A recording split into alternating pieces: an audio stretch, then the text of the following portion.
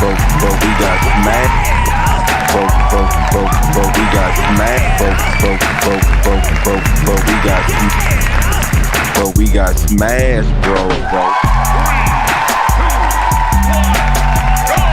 What's up? It's your boy Levelhead back with another live and Level Gamers podcast. What's up, people? What it do? Let me fix this. What's up? What's up? Sorry, my sister just texted me something I was reading. It's almost making me mad. I'll be back. Hold on. I'm finna go mute, man. We gotta go ride for the family. Hold on. Oh, snap, son. Okay, all right. Well, while Mr. Norris is handling family business, hopefully not violence, non-violence, said Martin Luther. Mr. K-Bomb 20, what's good, bro? Good, man. Good. It is a Thursday, and we get to talk about games. Yeah. Got a lot to talk about. PlayStation 5 Pro not selling. And the scalpers taking major losses. I'm not mad at that. Claps on that one. We also got to talk about Xbox new marketing campaign. This is Xbox. Also, they have announced and confirmed that they have a handheld device coming as well. So we got to talk about that. We also asked the question, what do we want with the next Splatoon entry? You know, I'm curious where that conversation is going to go. What do we want to see with the next Splatoon? And then we got much more. Welcome. I see Nia is in the chat room already. Nia's in the chat. She said, I'm here. I'm ready to go. So anyway, let's get into this. So we got a lot to talk about on tonight, man. How are y'all feeling post last week with all that takes place with all the nonsense that this brother is doing already? This is why. Let me say this. I prayed. My spirit is good, but I'm not gonna lie, man. This brother is appointing some of the most idiotic, nonsensical people to his cabinet. Everybody that voted for this man, now they all regretting it. Now they complaining. Now they concerned. I'm like, did y'all are they? Some of them are. Some of them are concerned. I'm like, brother, did y'all not see what this man was talking about this whole time? Anyway, he never said what his plan was. He just said he had a plan.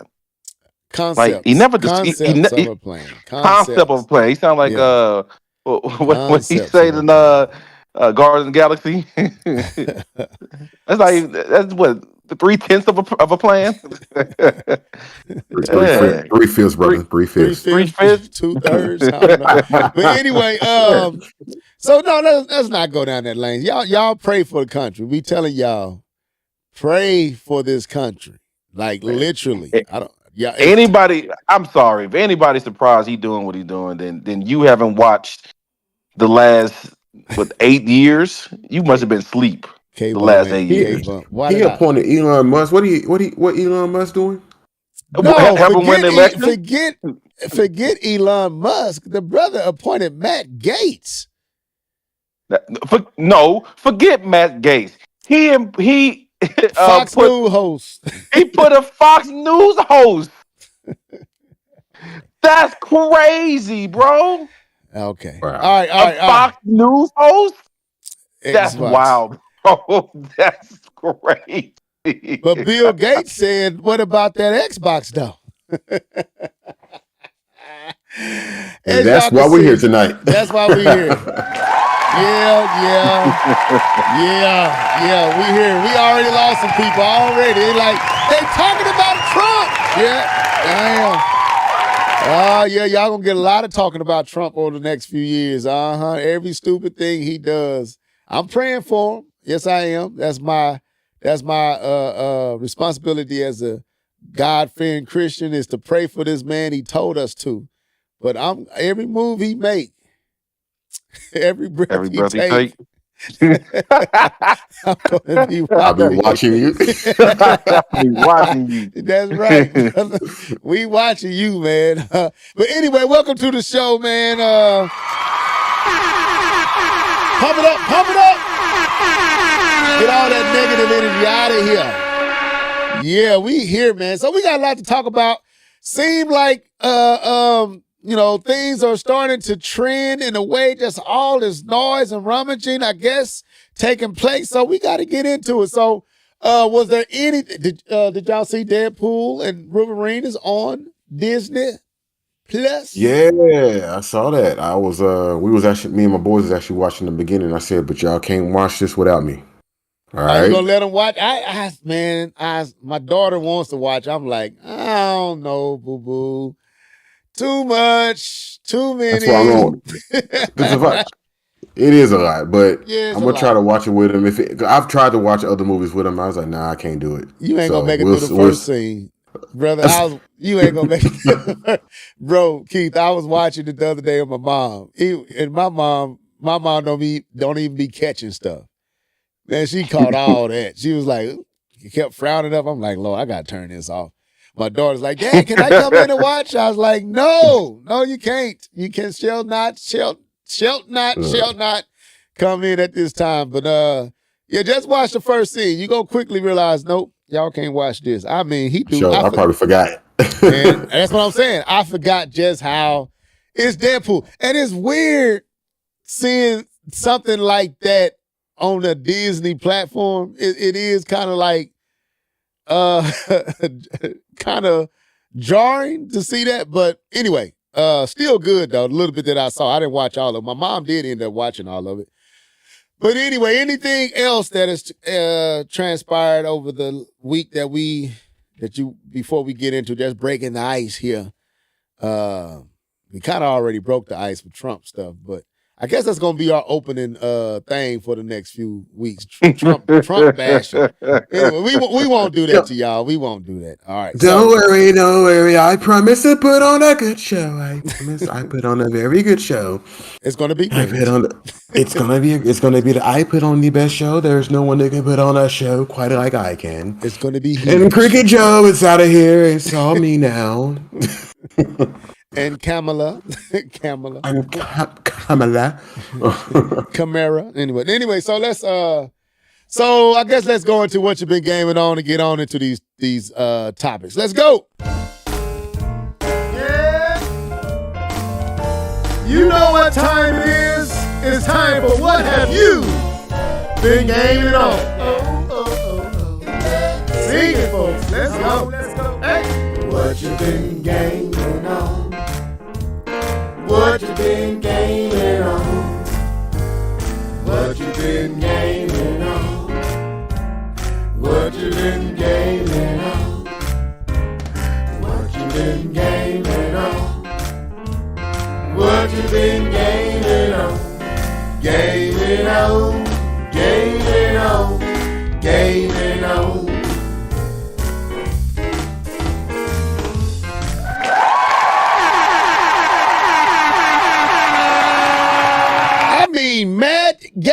I'm sorry. My bad. I had another Trump. It just hit me. I'm sorry, y'all. It's what you've been gaming on. It's what you've been gaming on. So who want to go? Who want to go next? Who want to go? Who want to open this up? I can go first. I only played one game. Did I? Wait. I always got to make sure because I'll be trying stuff and then forget. Yeah, I feel like I've only played one game, and that was Uncharted Legacy. Uncharted is the Legacy Collection something. I thought you played Hades. No, I beat Uncharted 4, and let me see. I think it's Lost Legacy. That's what it's called, Lost Legacy. And I went ahead and finalized that game today and uninstalled it. It was good. Man, I was having a I haven't craving. played that yet. I haven't You played haven't that yet. played it? It's It's all pretty right. No. good. It's pretty It's all good. right. It makes you I dizzy. it makes you who? It made me nauseous and dizzy. Like the frame rate or Well, something. Uncharted has always made me nauseous and dizzy. So Yes, I could. Lost Legacy was like Uncharted 3 for me. Got to get you a PC, brother, with that stable frame Uncharted rate. and Killzone's done always did that to me. Oh Okay. no, you need to get you a PS5 Pro and get that stable frame rate. You know what I'm saying? Okay. I It'd be, mean, we can it'd share be it. I'll send it back to you every other week. We can just go in half. You know what I'm saying? like I got co-custody of it like Yeah, as a it's kid. your yeah. week. It's your week. I'm Come putting it on through. the plane. It's coming to you. No, but I only played that game because I had a craving to play some Tomb Raider, and I was gonna download. I think it's Rise of the Tomb Raider. That was my favorite one out of the trilogy. That Rise of the Tomb Raider, and I was gonna play that, but I was like, wait, I don't really want to play that. I'm gonna go back and play something I hadn't played, and I went ahead and beat that game. So I beat it today before we got on the podcast. It's good. I like the attention to detail that Naughty Dog gives to their games. I like the story. I like the banter. And I just needed something linear after playing Ghost of Tsushima, to be honest with you. I didn't need nothing that was too open world. So, good game. I recommend it. Is pretty good game. I thought you played Hades. Hades. Yeah. No, You I did. download it. I got it. I hadn't played it though. Oh, okay. I hadn't started. Oh yeah. I He right. thought you did. See, Yeah. I was like, But no, I he haven't said. played enough to say anything. Okay. I think that day I was heading out. I played it, and then I was heading out to do something else. Wait a minute, Keith. No, you said that. Then you came back and said, no, this is really good. I'm getting it. I'm starting to get it. I remember distinctly you saying that. No, K-Bone said that. K-Bone said if I play more, it'll okay. make sense. That wasn't me. K-Bone, stop confusing me. All right, now go. The floor is yours. But yes, I did play Hades, but I don't have enough to talk about yet. So okay. All right, Mr. Bomb 20, the floor is yours.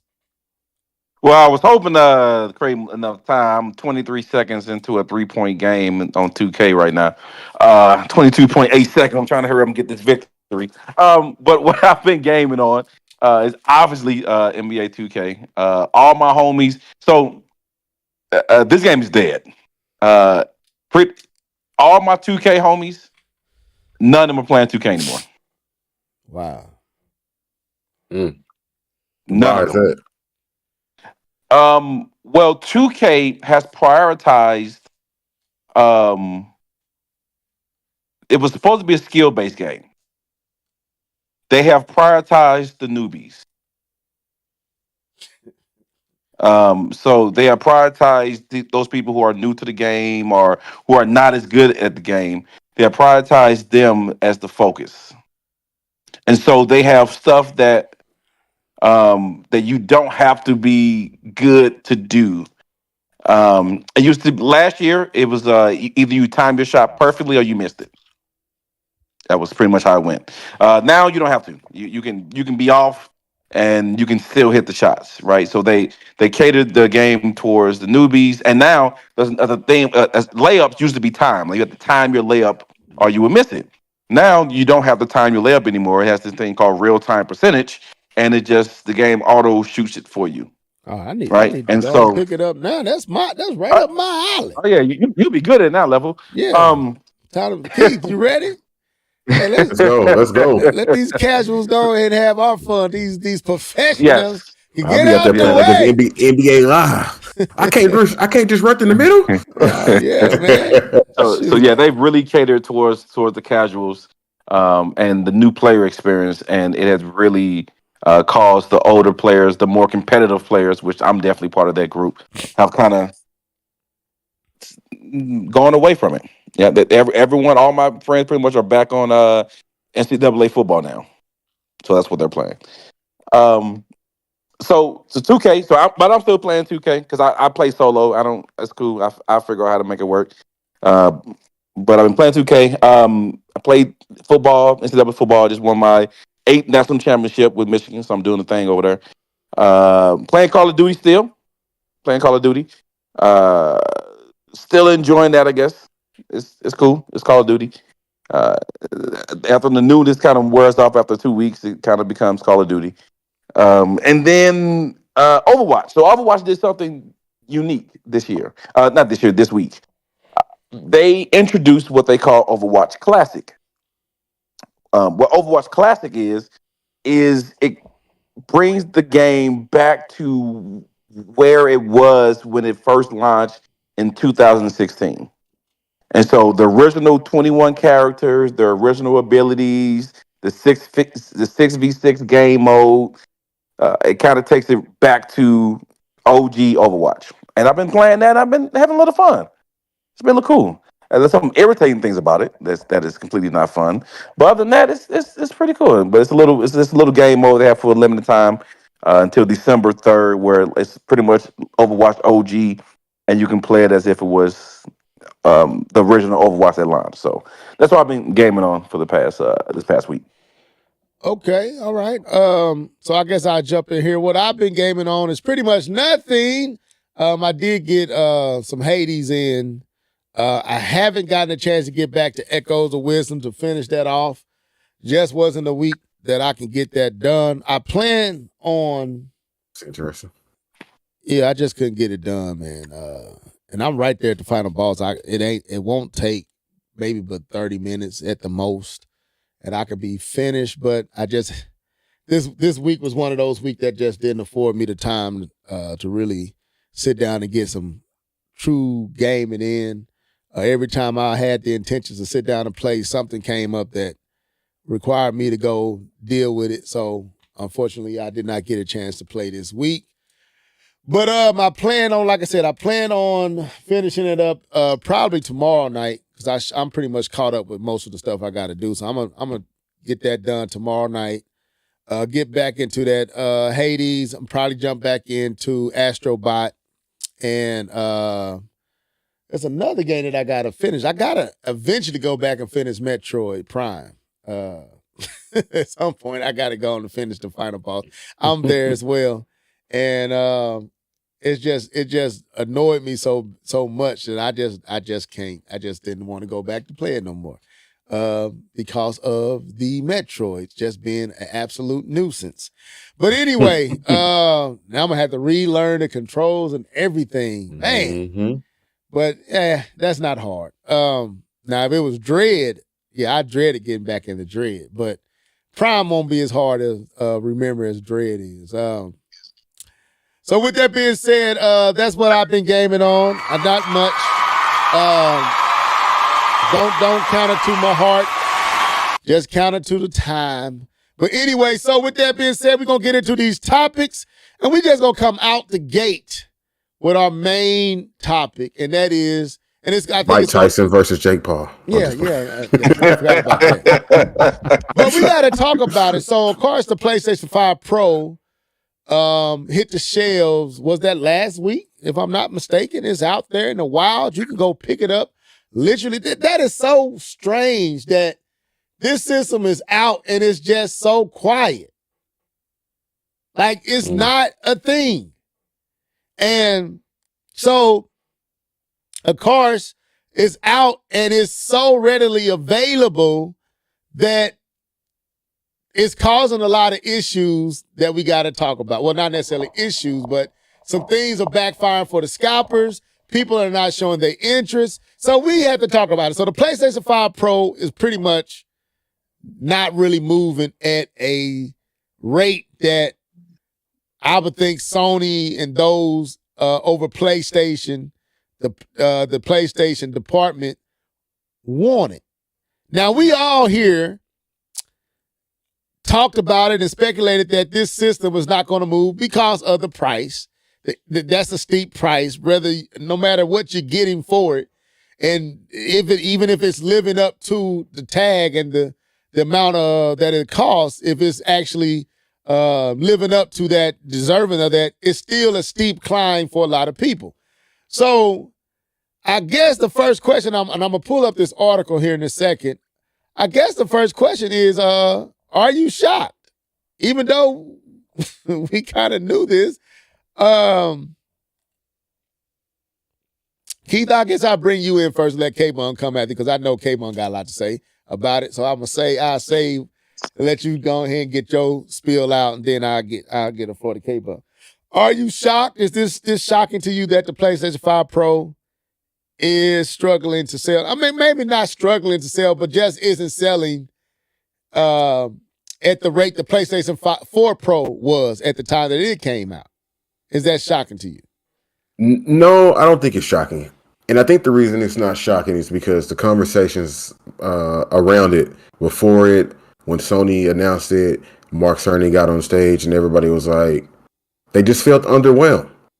And from that point to the next video until Digital Foundry got their hands on it and some other digital content creators got their hands on it, there was still this feeling of meh, you know? And I don't think it really just, I don't really think it's doing what I would assume it did if we compare it to like the PS4 Pro versus the PS4.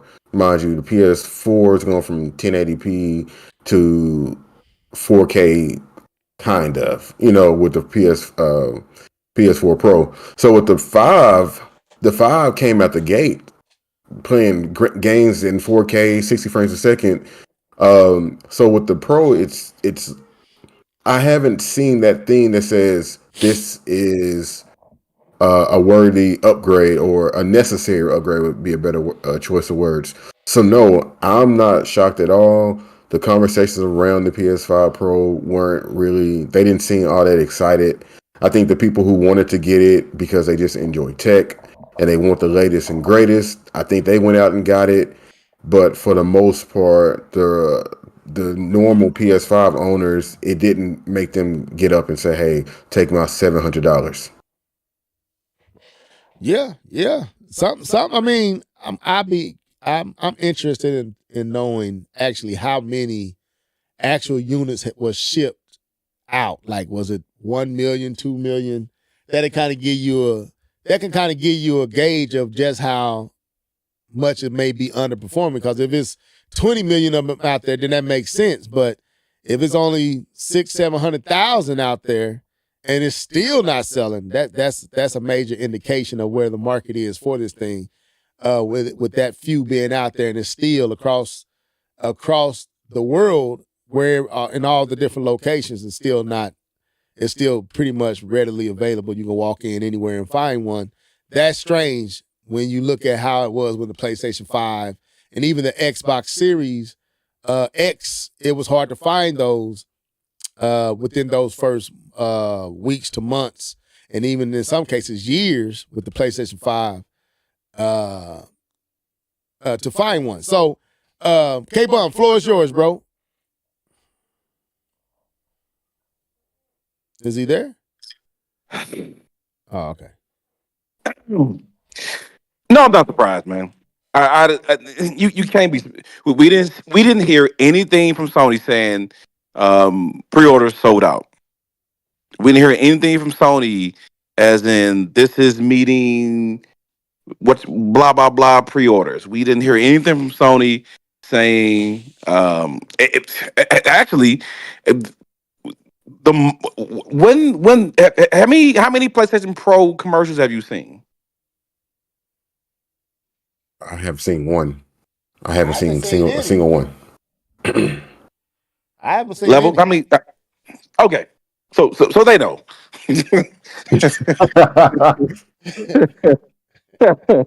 They know. Come on, man. When the announcement fell flat and pre-orders were open, and we heard nothing after pre-orders, they knew. They knew what was going to happen. I stated that this was not a good idea. I stated that I wish they would have changed directions before they released the system. I also believe, and one of the things that I believe with this PlayStation 5 Pro is that you cannot sell your new shiny system with old games. I'm sorry. I do not believe that's how you sell it, and that's how I don't think that's how you push it during the holiday season. There is not a single new game that is maximized for the PlayStation Pro. Any other Christmas titles?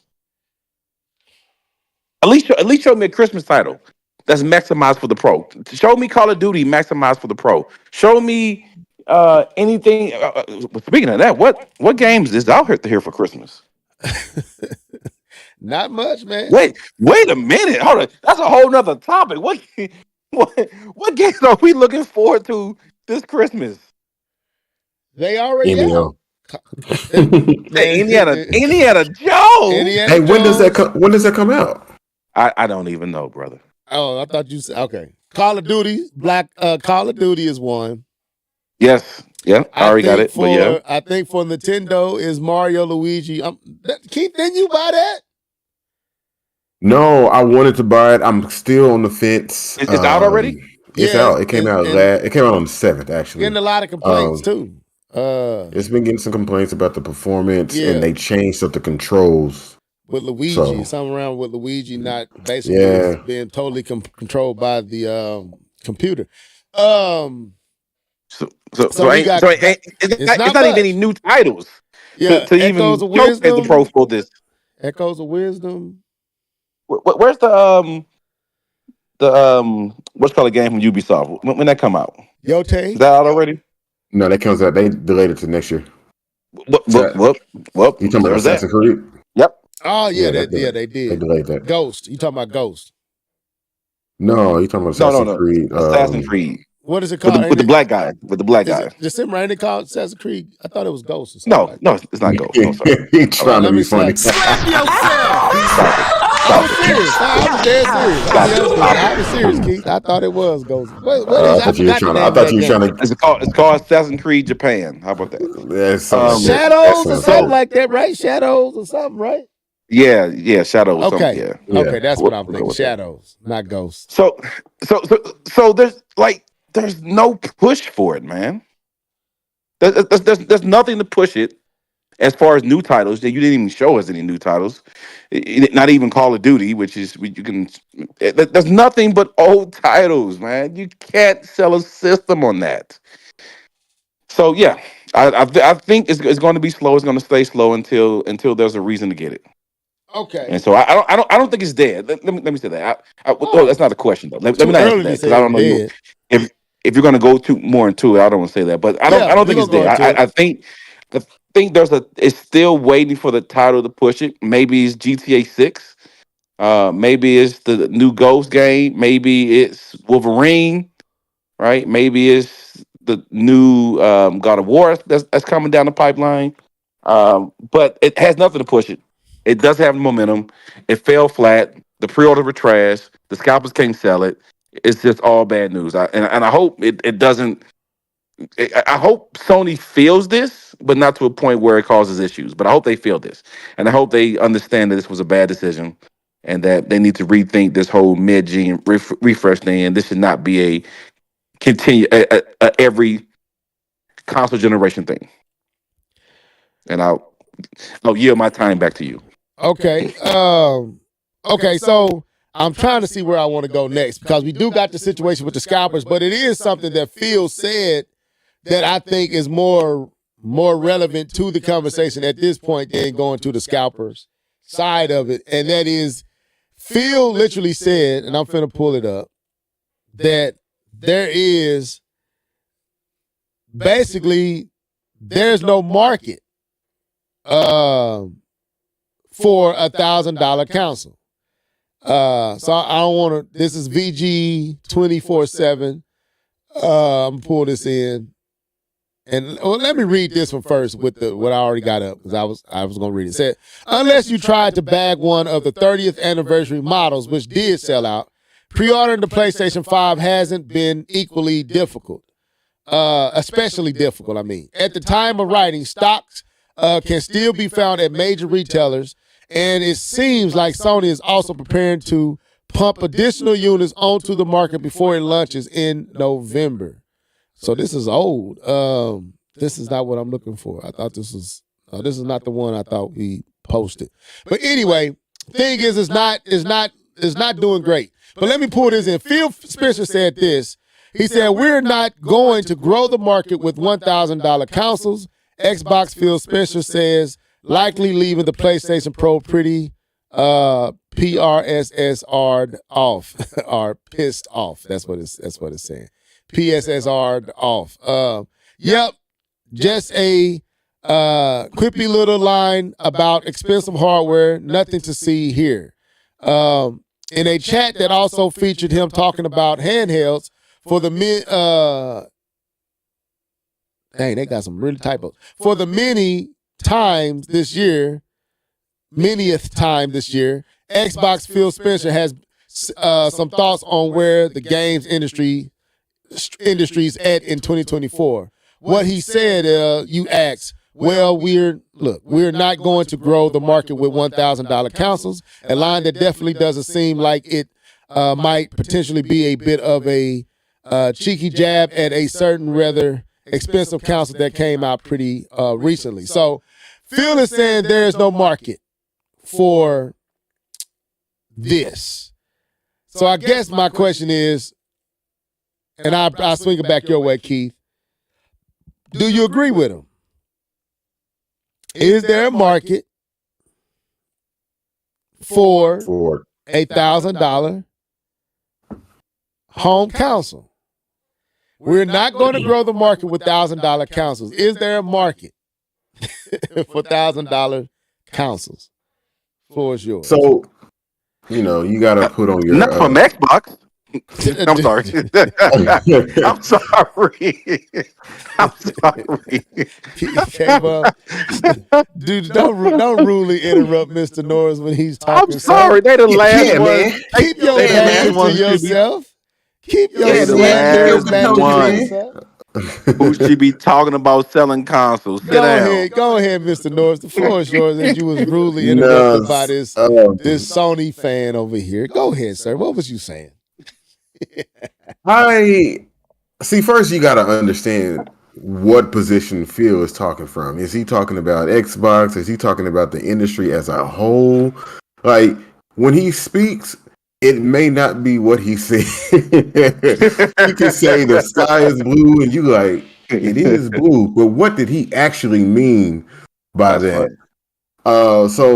And they put in here a line that definitely doesn't seem like it might potentially be a bit of a cheeky jab at a certain rather expensive console that came out pretty recently.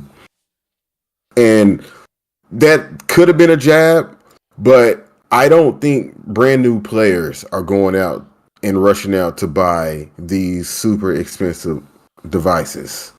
And I think that's what he's saying. There's no... And what I mean by will it sell? It's going to sell to people who already are in the ecosystem or already in the gaming sphere. They're not going to get brand new people. Is it called the Blue Ocean strategy with the Wii? Yeah. That is the perfect example of what Phil is talking about when he's talking about growing the industry, because Nintendo was able to bring in people who didn't play games anymore, who weren't playing. They didn't even know anything about it. They weren't even talking about gaming. So this to me, when he says growing the industry, I believe he's 100% correct. Nobody's going out to like, I got to go get this $1,000 console. Now they're gonna get $1,000 phone, but they're not gonna go get $1,000 console. It just don't work like that. And you gotta respect his position as far as like the data analytics. They look at these things all the time. They don't just look at Xbox. They look at Nintendo. They look at PlayStation. They look at the industry as a whole. They look at Steam just to add the PC in there. And I think that I think they're chasing that rabbit of, we're going to get our blue ocean strategy. We're going to find it, and we're going to bring in new players. And they're turning their back on the $1,000 consoles or the very expensive consoles. Also, their consoles just don't sell. Just to be plain, Xbox just doesn't sell. But anyways, okay. I agree with him. He does have a little bit more down here as I read through a little bit more. It says, looking more widely, Spencer said he feels pretty good about where this industry is going, explaining that his point of view is that to reach new players, we need to be creative and adaptive of new business models, new devices, new ways of access. We're not going to grow the market with $1,000 consoles. Yep, expensive consoles aren't going to grow the market, like I don't think he said this. I'm not sure if he said this or not, but I'm going to keep reading. Like the PlayStation 5 Pro that wasn't quite a full G in price, but was still identified as a bit expensive by lots of folks who weren't in the main targeted audience of the enthusiasts who were fine basically convincing themselves that the upgrades it promised were worth their cash. Spencer also said that while nothing is imminent, Xbox is still considering making more acquisitions following this huge Activision Blizzard deal last year with another mobile company or something that adds geographic diversity, which is a lovely corporate phrase, seemingly being tossed, being top of the list. Outside of saying that, the exec touched on where things are at in terms of Xbox mindset when it comes to bringing its games to other platforms, declining to come into what happens with the next Halo game, but otherwise saying I don't see sort of red lines in our portfolio that says thou must not. So that we can talk about that too before we get to the scalper. So Phil is basically saying that he's happy with where the industry is, but where he sees where the industry is going, $1,000 consoles is not it. And I think the market is responding and saying that that's not it. Now, Cabe, I'm gonna bring you back in. Okay, so I'm gonna bring you back in right on that, and then we'll keep going, and then we'll get into the scalpers piece of this. Go ahead. What do you feel about Phil, and do you agree with him? Again, I don't think anyone's buying an Xbox $1,000 console, but on the other side of the coin, very few are looking to buy a Sony $1,000 console. I don't think that's where you make your. Again, it is casuals that support and keep gaming afloat, as we see with even the NBA 2K I was just discussing. The casuals are having a blast with NBA 2K 24. It is the people who've been playing it since 2014 or something like that that are through with it. So casuals support gaming. Casuals are not down for $1,000 consoles. They're not in for that. So I don't think that's the industry. I don't think the industry is going that direction. I think the industry is showing you where the ceiling is right now, even though the PlayStation Pro is a powerful system. It's probably a great system, but it's not worth the $700 you pay for it now. So I think Phil's right in that statement that $1,000 consoles is not where the market is going. I personally believe, especially when you look at Xbox marketing, they're trying to make anything a console. No, we're not doing that right now. We'll get to that when we get there. All right. Get there. But yeah, I do agree with him. I think he's right. I'm throwing shade at Xbox and Microsoft, and there is no need to throw shade at them right now. He's telling the truth. No, I mean, yeah, no one wants this console. Yeah, but he's right. That's not where the industry is going, and that's not what's going to get people to buy systems. That price tag is too steep. Is too much. PlayStation should have learned from the PS3 that you can't just sell any system at any price and expect people to hop on. So basically, what I'm getting from UK Bum is not the message; it's the messenger. Is that what you're saying? Is that what's making it hard for you to accept the truth in his words? Is it because it's Phil? I'm gonna say this. I agree. I think he's right. He is. That is the right. He's absolutely correct. He's absolutely correct. Which no one wants the Xbox. Which opens up so many other conversations that we just don't have the time to chase the rabbit down all these different holes. Because he's right. There isn't a market. I'm not going to say there's not a place for the Pro. But the biggest problem for the Pro is the PlayStation 5. That's the biggest problem for it. I agree. Is the 5. So, yes, while it may be doing some things that may be amazing, you still, it's so many other things you have to really even experience it. So not only do you need $800 and you don't have the games, but there's very few games that really allow you to tap into what it's doing. We talked about this, you gotta have the TV to allow you to enjoy it for what is really to really fully enjoy the $800. Was actually the unsaid piece that casuals are not going to know. Most casuals are not going to know. Not only do you need the TV, you need the correct HDMI cable. Yeah, I was just you beat me to it. I was just going there. You need the TV, you need the right cable, all that. So so Phil is correct. Phil, and it goes back to what we asked several weeks ago when we talked about this. Was why did they do it? If everybody else, I refuse to believe that Sony was blind to the realities that there really isn't much out here for this system. At least right now, there was no urgency for this system. We said it pretty much. Other podcasts said it. Major industry personnel have said it. There is no market right now. You have no game to push it.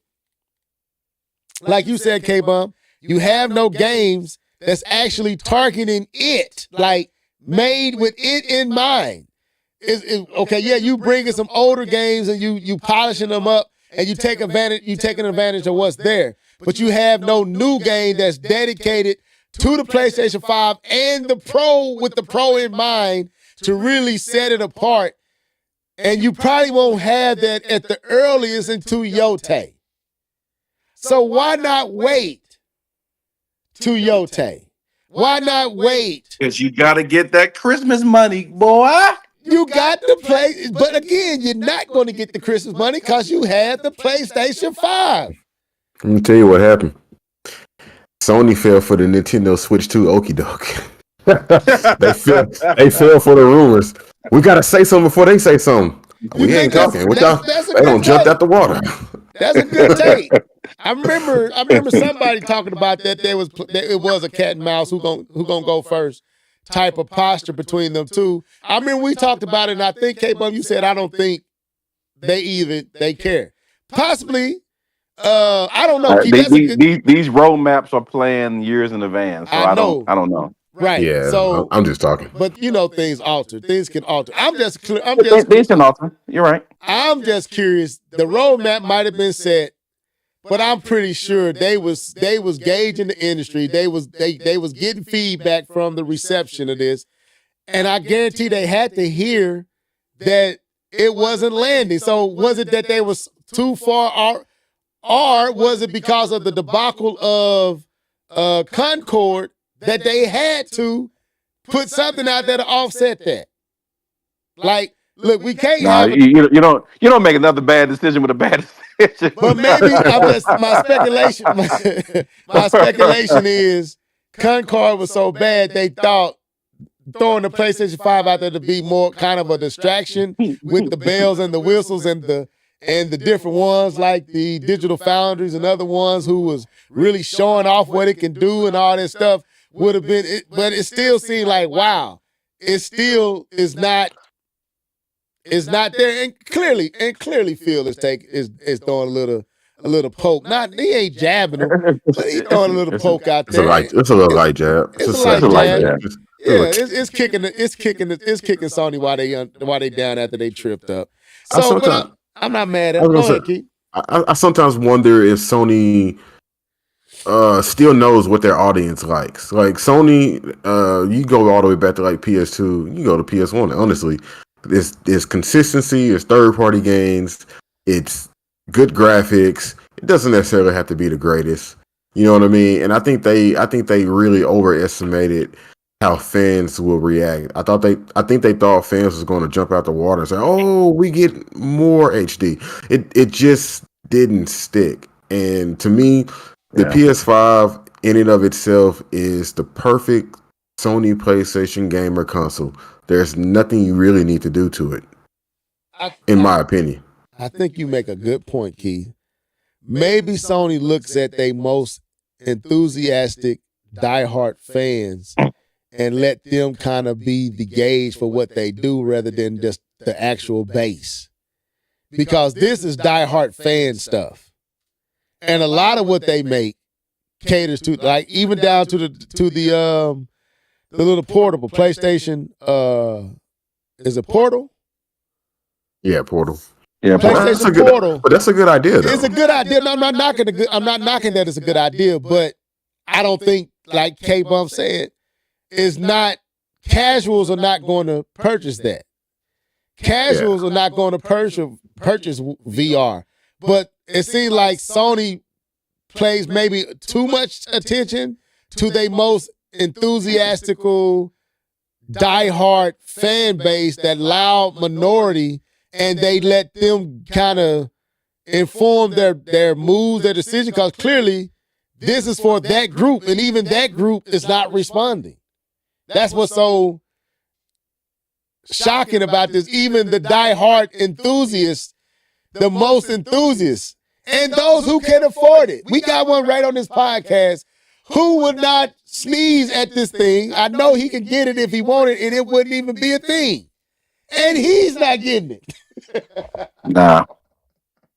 Not to toot your horn, K-Bum, but I do know you're well off. You would not. I was just in Switzerland, so I mean, it's not like it's hidden. No, let me brag. Don't you do it? It don't look good. It don't look good when you do it. I'm done. All right. I was in Swiss eating the Swiss cheese and the Swiss chocolate.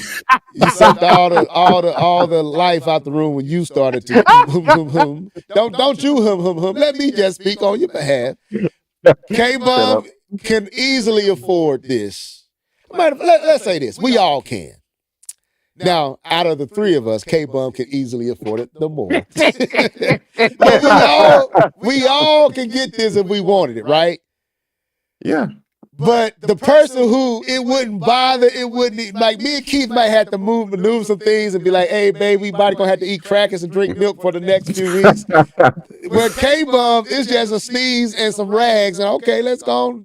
And he's not getting it. So that tells you that they really gauge this wrong. But I don't want to spend more time on this. Let's go to the scalper side. So I did one more piece. I'll be 15 seconds. Okay.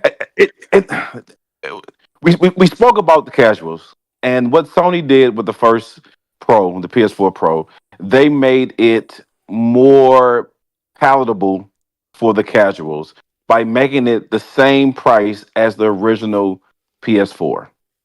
And so a casual could convince themselves saying, well, I'm not really paying extra because this is the old price of the PS4. Therefore, I can justify it. They're justifying an extra $200 is a tall task for someone who really just wants to play PlayStation games or whatever. So. And justifying $200 for a system that you haven't even bought the OG yet. You haven't even moved from the PlayStation 4 yet. So you want me to jump over the PlayStation 5 to get the PlayStation 5 Pro when I haven't mustered up the money to get the PlayStation 5 yet. So it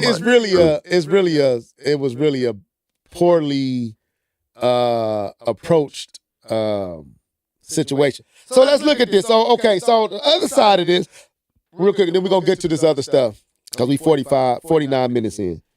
So I don't want to spend all day on Sony. So the other part of this is so much has happened.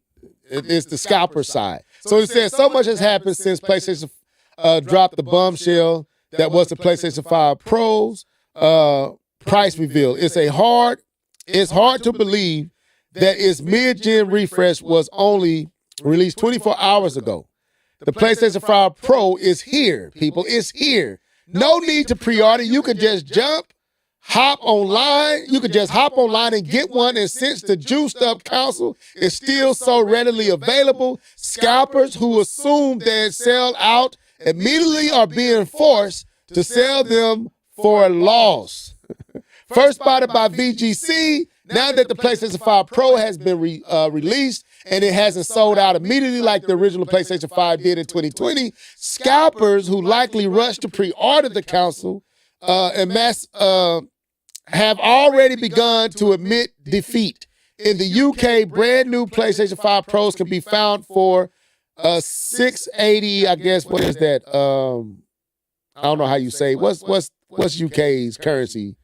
Euros, I think. Euros. 680 euros to buy one, and for significantly less if you want to try and bag one in an auction. There's one for as little as 247 euros right now. Show me where that is. I may go for that one. Although with almost a week left on the listing, the price will have risen significantly by the time it's sold. So, how do y'all feel about the fact that these scalpers have been left hanging with the bag and they're taking losses? I'm gonna say this off real. I'm love happy. it. Good. I love it, man. Good. Like, I don't mind somebody trying to, hustle, but these scalpers have had, man, listen, they get over it. You be trying to get something and somebody come through and just take it and don't need it and then try to sell it to you with inflation. It's like, yes, I am so glad that they are biting this bullet. Hopefully they learn their lesson, because this is something that Nintendo said that they want to do. They want to push so many consoles out that scalpers couldn't even keep up. And then the fact that this is happening with the PS5 Pro, they overestimated Sony fans too. So yeah, I'm glad they sitting in the house with them. Can't do nothing with them PS5 Pro. You either gonna play it or sell it at base price. I love it. They gonna sell it at a loss. Why? Probably so. Go ahead, K-Bomb. I'm surprised he ain't said. Mr. Norris said something very funny in our chat previously. He told us to bring him the tears of the scalpels in my royal chalice. In my royal chalice. So I shall repeat his statement. Bring me their tears. They deserve every bit of this. This is garbage. Them trying to make money off people who is just trying to get the system or whatever. I do love when they take an L. I'm happy they're taking this L. They deserve every bit of this L. Okay, yeah. I mean, hey, I'm happy. Hey, the more you lose, the better. And for some of y'all, because y'all so greedy, I hope this really teaches y'all a lesson. Stop trying to take advantage of people. Like Keith said, I get the hustle. I get it. But what y'all was doing with the PlayStation 5 and the Switch and other things, throwing them things up there for 8, 9, like 3 times as price. And then some of y'all just couldn't help yourself but to actually go and buy one so desperate that you spent 3 times the value of what this thing worth. You could actually have a PlayStation 5 Pro. Some of y'all spent twice that for the PlayStation 5. But yeah, I'm glad they losing money. I don't have no sympathy for them. Like you said, Keith, we drink on their tears. Where's some water at? Right here. Let me take a good gulp. Good. Not mad at it at all. Okay, so which brings I did. Go ahead. Hold on. I did at one point. When we did, I didn't tell you guys, but when you posted that the scalpers were selling at a loss, I did go on eBay to see if I can find one. I'm like, hold up now. If I get one on sale, that's a whole different beast, right? I'm not mad at the Pro. I'm mad at the price. Now you give me a Pro for a good price, I'll hop right on that. So I didn't find any. It's all good. That's crazy. Okay, so let's go to this next topic. We're going back to Phil. And so they got a whole new thing. And so we got to talk about it. And so let me pull it in. So they got a new campaign going, marketing campaign, with a new slogan, a new catchphrase. What would you want to say? A new pitch, everything kind of going on here with this new, I guess, new Xbox. This is what they going, and so let's watch it. Fair use, Microsoft, fair use. Let's go. This for that, this for that, this for that, this for that.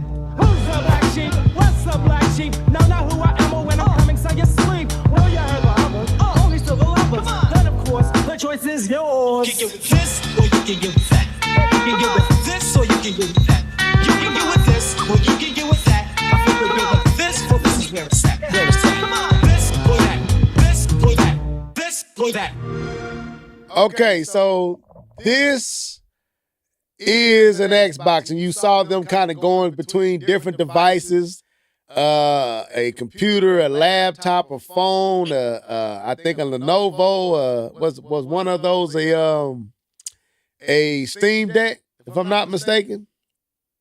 And then they was using it looked like a Steam Deck, yeah. Yeah, then they was using the old school 90s. You can get with this or you can get with that. It was dope. I'm just gonna flat out say, yeah, that was hot. That was hot. And you know what? It put me in mind what the music did, because there was better music than when Nintendo came when they first did the Switch. That whole atmosphere, that kind of whole vibe they had going, it kind of put me in the mind of that. But the music just set it off to a whole nother level. So what's your thoughts, man, that they really going in this direction where you could kind of, and I'm trying to find that picture. I got it somewhere here. You see it right here, where basically it's basically play anywhere. That's basically what you're seeing. It's pretty much the early stages of wherever you play, you can play. I brought you in first, Keith, last time. I'm going to bring K-Bum in this time. K-Bum, what's your thoughts about this new marketing pitch with Xbox and Phil and Microsoft? Is it catchy? Did it spark your interest? Did it feel fresh and new? Floor is yours. Well, it's Microsoft. So it. I mean, the music is the song is definitely dope. I mean, that's the jam. But I think it did a good enough job to explain what they're actually trying to market. The fact that you can everywhere is an Xbox. We all are Xboxes. I think it did a pretty good job with that. And it is their play anywhere strategy. It is their anything is a console strategy. I think, to be honest, I think this is their best lane. It may get confusing when they introduce a portable Xbox, because like you just show portable devices and none of them are Xbox branded. Maybe it muddles the message. I don't know. Maybe not. But I think this is a good direction for Xbox because their hardware is not moving, but they've put billions of dollars into software.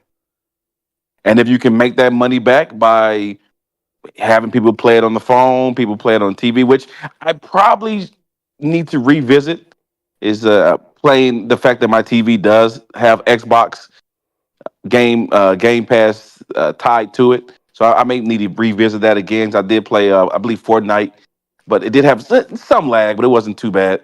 But I don't know about playing like a Call of Duty on the TV with the lag. But I think it's good for them. I think this is their lane. I think this is where they will thrive, especially when they are promoting themselves to be the best third-party developers when you're supposed to make consoles and sell consoles. But I think this is their lane. I think this is good for them. I think this is good for what they're trying to do. I think it's on par. So I think this is going to be. I think this ad is going to end up being very beneficial for them, and hopefully move some software like they're trying to do. Mr. Norris, floor is yours. Hi, I'm an Xbox. Hi, this is my mom. She is an Xbox. Hi, this is my grandma. She's an Xbox. We are Xbox. Welcome to the family. Hey, That's funny. I am about to go. Good night. Good night. Y'all doing too much. Good night. I think I agree with Cable that this is probably their best lane. And I've heard people, hey boy, hold on. Daddy mode. Yeah. So while he's taking care of business, I liked it. I'm gonna be honest with you. I liked it. I liked the pitch. I liked the energy. I liked everything about it. And I do think it's a good lane for Microsoft right now to really win their core base and kind of pull them into this new ideology of theirs. And it's not really new. They've been selling us this for a while, but now that they're really rolling it out, this is an Xbox. I like it. It's catchy. The commercial really makes you see it. It makes you capture it. The music, the song was perfect. It was perfect all the way around. One of the best marketing campaigns I've seen from Microsoft. Cause normally Microsoft don't get these things, don't do these things well. To see them do this and capture this and then just drop it on us, and I feel like they've been received well by those who are seeing it. I think it's smart. I think people starting to see the vision that they have, and it doesn't look like when they was kind of just talking about it and you're not seeing it. It kind of made you feel like they're about to abandon. If you're a fan base of, if you was a Microsoft, if you was an Xbox fan and you had invested in and kind of like was really invested into that with that ecosystem. If you was invested in that, everything Phil then was saying will rattle your confidence, did I make a proper purchase? But seeing this, if I'm a part of that nucleus, I'm like, you know what?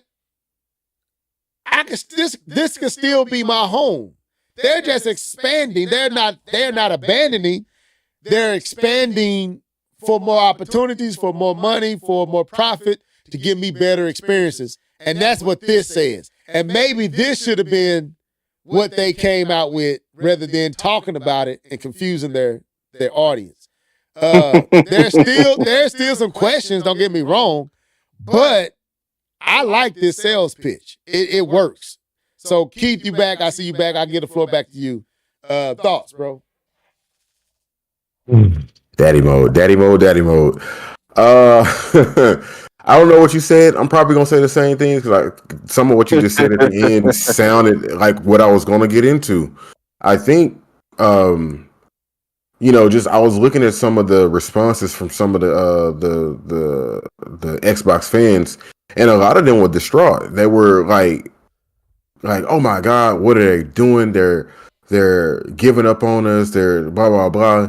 But it's like everything in that commercial lines up with what Phil Spencer is saying. If you go back and read that first article that Level was reading, this lines up perfectly with what he was saying. We're trying to grow the industry. The industry, and they're not offering a single $1,000 device. They're offering you Game Pass wherever you are, play it anywhere, however you want to play it. That's the gimmick. That's the service. You know what I mean? Mm-hmm. So this is everything that they're saying. Like, oh, I got a phone. I could just turn on my phone and play Xbox. I got to subscribe. But yeah, I can do that. And that's what they're trying to do. And I think they're the software giant. They should be the ones doing this. I mean, they've been working behind the scenes trying to make sure that this this thing works like that. I remember an episode where D2K was talking about this is years ago, but he had picked up his save space from years ago from an Xbox 360 on his Xbox. And he said he picked up and started playing right where he left off. And that's what they have been working on. Microsoft has been working on making sure that the gamer is unified with their with their software, and now they can offer this experience everywhere. So it just lines up. You know what I mean? Like, who wouldn't? Like, if they can offer the type of games that can gather their attention, they can bring in new gamers. You know what I mean? Like, right. Halo ain't for everybody. Gears of War is not for everybody. But I'm pretty sure they got something on Game Pass that's going to be speaking to someone else. You know what I mean? They're going to be like, oh, I like these types of games. And that's why you see them being so aggressive about trying to get all different types of games and the games you love. Looking at Call of Duty, this is what they've been working toward. And it just makes sense.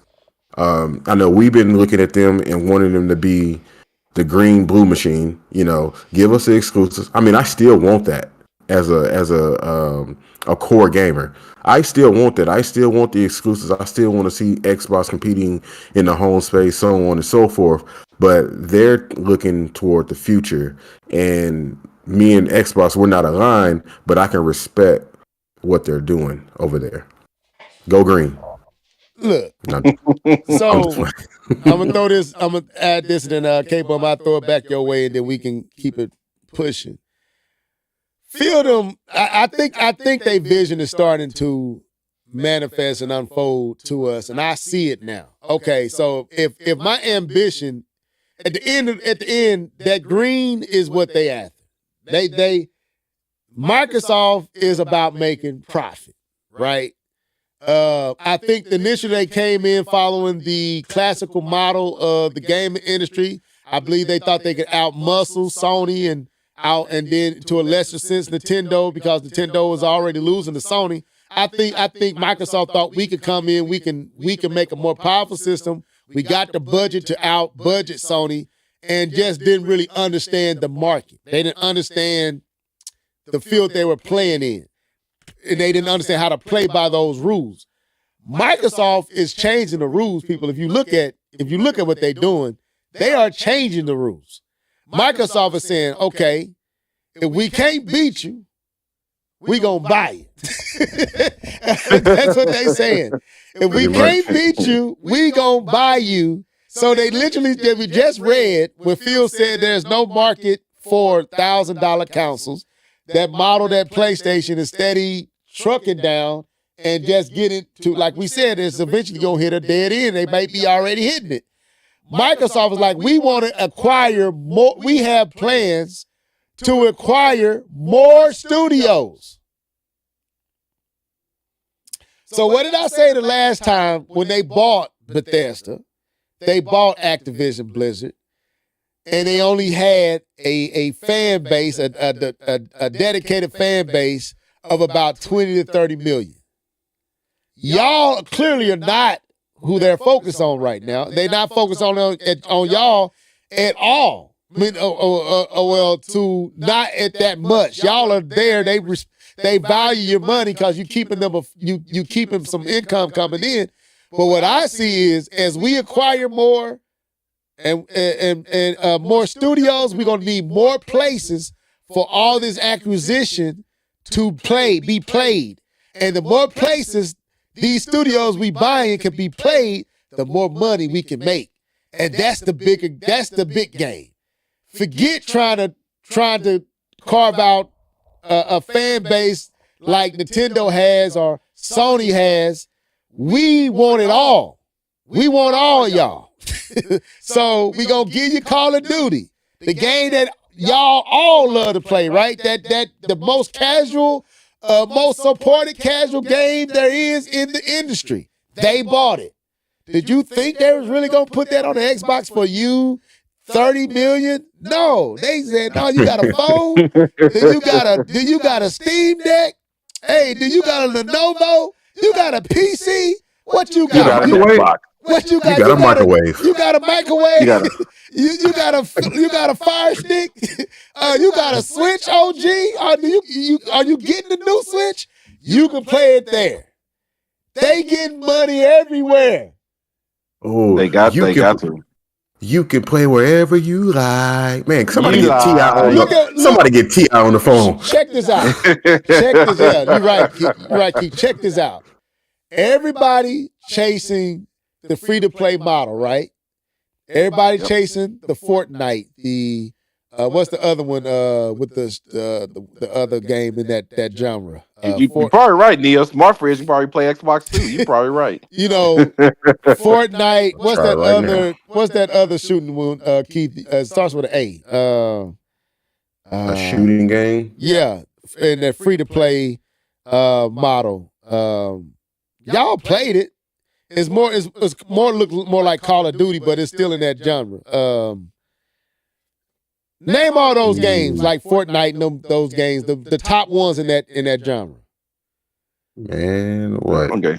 So you have Fortnite, you have Valorant, you have Overwatch, you have. What's the one? The shooting, the first person shooter. It looks like Call of Duty, but it's not Call of Duty. What's that game? Are you talking about the X Defiant? No, y'all said every time we talk about Fortnite. The game, those free to play model games that you can download for free, but they just trying to get you to buy stuff. It's the other big one. The other one that's not Fortnite, but the other big one. Overwatch? Not Overwatch. It's not Overwatch. You know what I'm talking about. I'm on Epic right now. Fortnite. Are you talking about what's called it game? EA game? You name it every time we talking about K-Bone. You always name it. It's probably EA's game. What is it called? Rocket League. Oh, no. Not Rocket League. It's a shooter. It's a shooter. Ew. It's gonna come to y'all later. But anyway. Yeah, economy. So Microsoft to me Apex Legends. Huh? Apex. Apex Legends. That's the one I was thinking of. So you got Fortnite, Apex Legends. Well, it seems to me, y'all, that Microsoft is doing is like, okay, we don't have to follow the free-to-play model, but we can get free-to-play money. We don't have to follow that model. We don't have to make a free-to-play game. We could just make it our game, put our games everywhere, and make that everywhere money. That's what they doing. And it's like, they playing a whole different game. There's like, we could be third party and we could be it all. You want the first party itch? You want the Xbox device? We got that. Oh, you don't want to buy an Xbox device, but you want to play our games. We got that. Oh, you want to play on the PC? You can play it. Man, they playing a whole different game and they got the perfect pitch. This is an Xbox, meaning anything you touch can be an Xbox. Yeah. And their relationship with Nintendo, their relationship with Sony now is saying anything is an Xbox. And to your point, PlayStation is an Xbox. Yes. Why? Because they already said they weren't going to put their big names over there, and we heard today that Hellblade. Yeah. Oh, yesterday. Yeah. Hellblade is going over there. Any other jump? That's an Xbox, and over there is an Xbox. We don't care. If you play our games there, it's officially an Xbox. So, you playing Call of Duty on the Switch, and your Switch is an Xbox. That's an Xbox Switch 2. That's how Microsoft is looking at it. And they got the perfect pitch. You know what? I don't know if it's going to work. I ain't going to say that. I think it is going to work. It's going to work. Now, it may not make their most hardcore, dedicated fan happy because they don't have that exclusivity. You know, that's a lot of what it is. It's more, I can't point and say you don't have this, but I tell y'all this, those who are the enthusiasts for the Xbox, your system going to thrive. And you're going to get a lot out of it. Everybody else may be able to join you, but you're going to get a lot out of it. So don't get too mad, because as they roll this out and as the vision comes to bear, I can't help but say they might have the right strategy. Anything else on this? I'm trying to figure out why the numbers started over. But anyway, that's okay. It started over at 1. It was at an hour. Now it's at 1 minute and 2. Did the stream stop, you guys? Is it still streaming? Are we still streaming live? It looks like it's live to me. Okay, cool. Yes, Then that's just on my end that it did that. Okay, so any more thoughts on this, or can we move on? I got one more thought. Okay, go ahead. This is my son, and he is an Xbox. Okay, I'm done. Bro. K-Bum, anything else?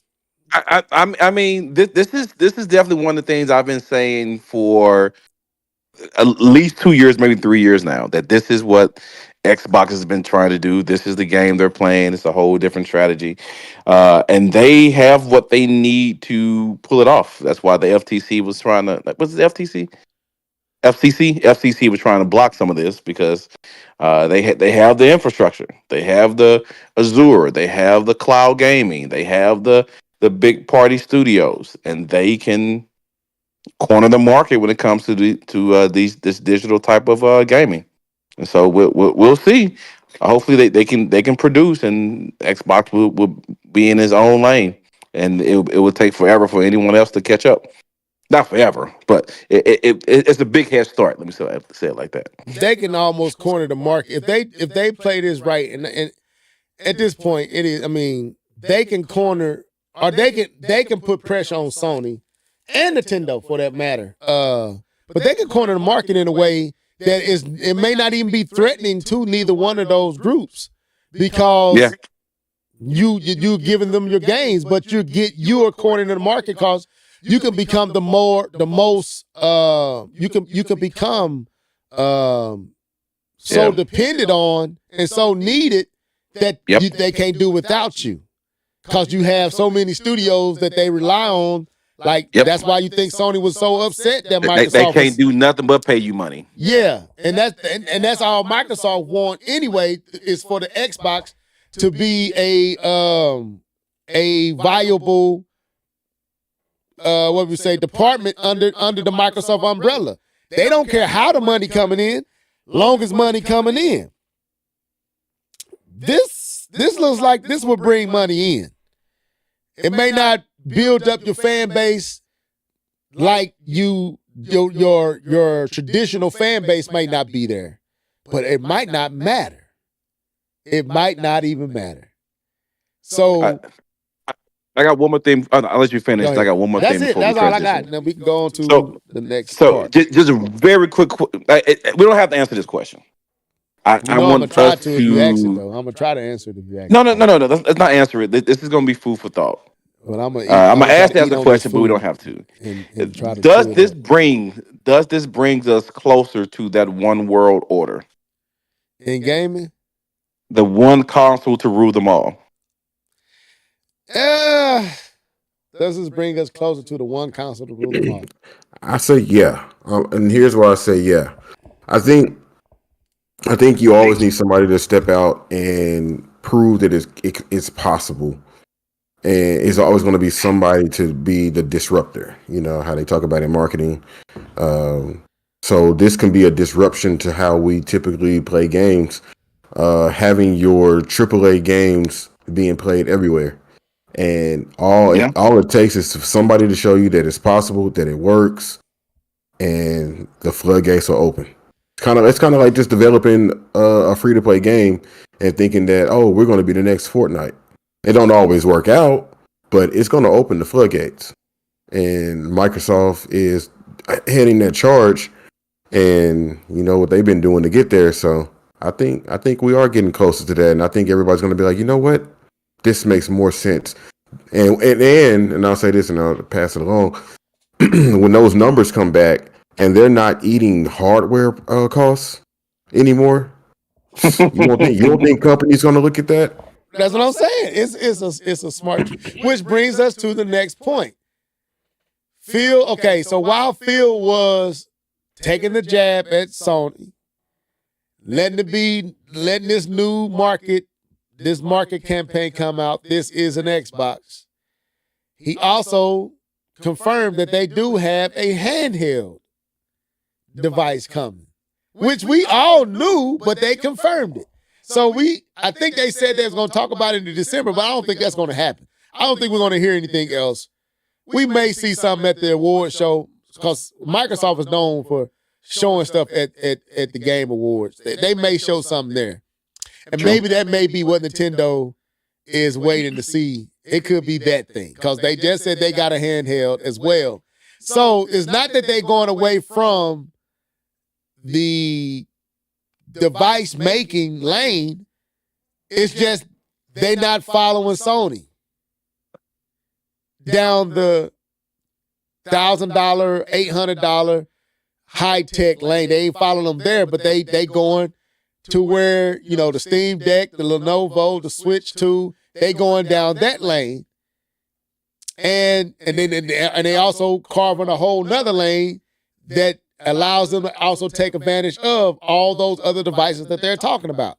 So they got their own device. They got a couple of them, the Switch. They got the Switch, but they got the Xbox Series X, Xbox Series S, Xbox handheld, portable device, and then this is the Xbox Switch 2. This is the Xbox Lenovo. This is the Xbox game Steam Deck. This is the Xbox laptop. This is the Xbox desktop. This is the Xbox cell phone. This is Xbox Fire Stick. This is the Xbox TV. This is Xbox ice making machine. If it got a screen, it's an Xbox. It's a smart strategy. It really is. Is a smart strategy now that they put visual and pitch and market to it. So, man, and they got the money to do this, you. So, I'm curious where they're going at. I'm curious who's going to get bought next. Who you think they can go for next? Who you think is next on the chopping block? They had 3 companies. But what do y'all think about them going with making a handheld device? Keith, I'll bring you in. Then K-Bun, you come up after him. Hey, first of all, is that excitement that I hear coming out of you? You sound excited about that. No, what it is I caught it. Like, one thing that's been bad, I don't like beating up on Microsoft. We've been beating up on Microsoft for so long. To see them finally do something that makes sense, that's understood, that's clear, and I can see the vision and buy-in. Yes, I'm like, wow, okay, I get it. Now, why didn't y'all do this a year ago? Why did y'all wait until after y'all fumbled the ball to do the right pitch for it? It makes sense. It really does, and that commercial really set it off with you can get with this and you can get with that. I like that, man. That was dope. They playing on my hip hop roots right there. So that was dope too. When it comes to Microsoft and hardware, it's always 50-50. Yeah. But this is what I was kind of referring to, that this could be a threat to the handheld market. Now, mind you, of course, you can play Game Pass everywhere, but it's always nice when that company creates a dedicated device, kind of like when Microsoft made the Surface. The Surface is nice. Yes. Everybody makes PCs, but the Surface is nice. And then they got a whole studio Surface, like literally studio, and then they got a whole family of devices of Surface. But everybody makes PCs, you know what I mean? So it's like I can see them going down that path of like, here's the official, this is Xbox device, and you can play on this, or you can continue playing on your phone. It doesn't matter. But if you want it to be official and be dedicated and can but take advantage of maybe some things that your phone maybe can't take advantage of or whatever. I don't know if they want to market it that way, where different things are separate. But I think it can come out and be extremely successful because of this campaign here. Of course, I didn't see this earlier when I said this, but I was thinking Game Pass being able to be played and thinking that it could be a threat. Now, this just helps my argument. So thank you, Phil Spencer.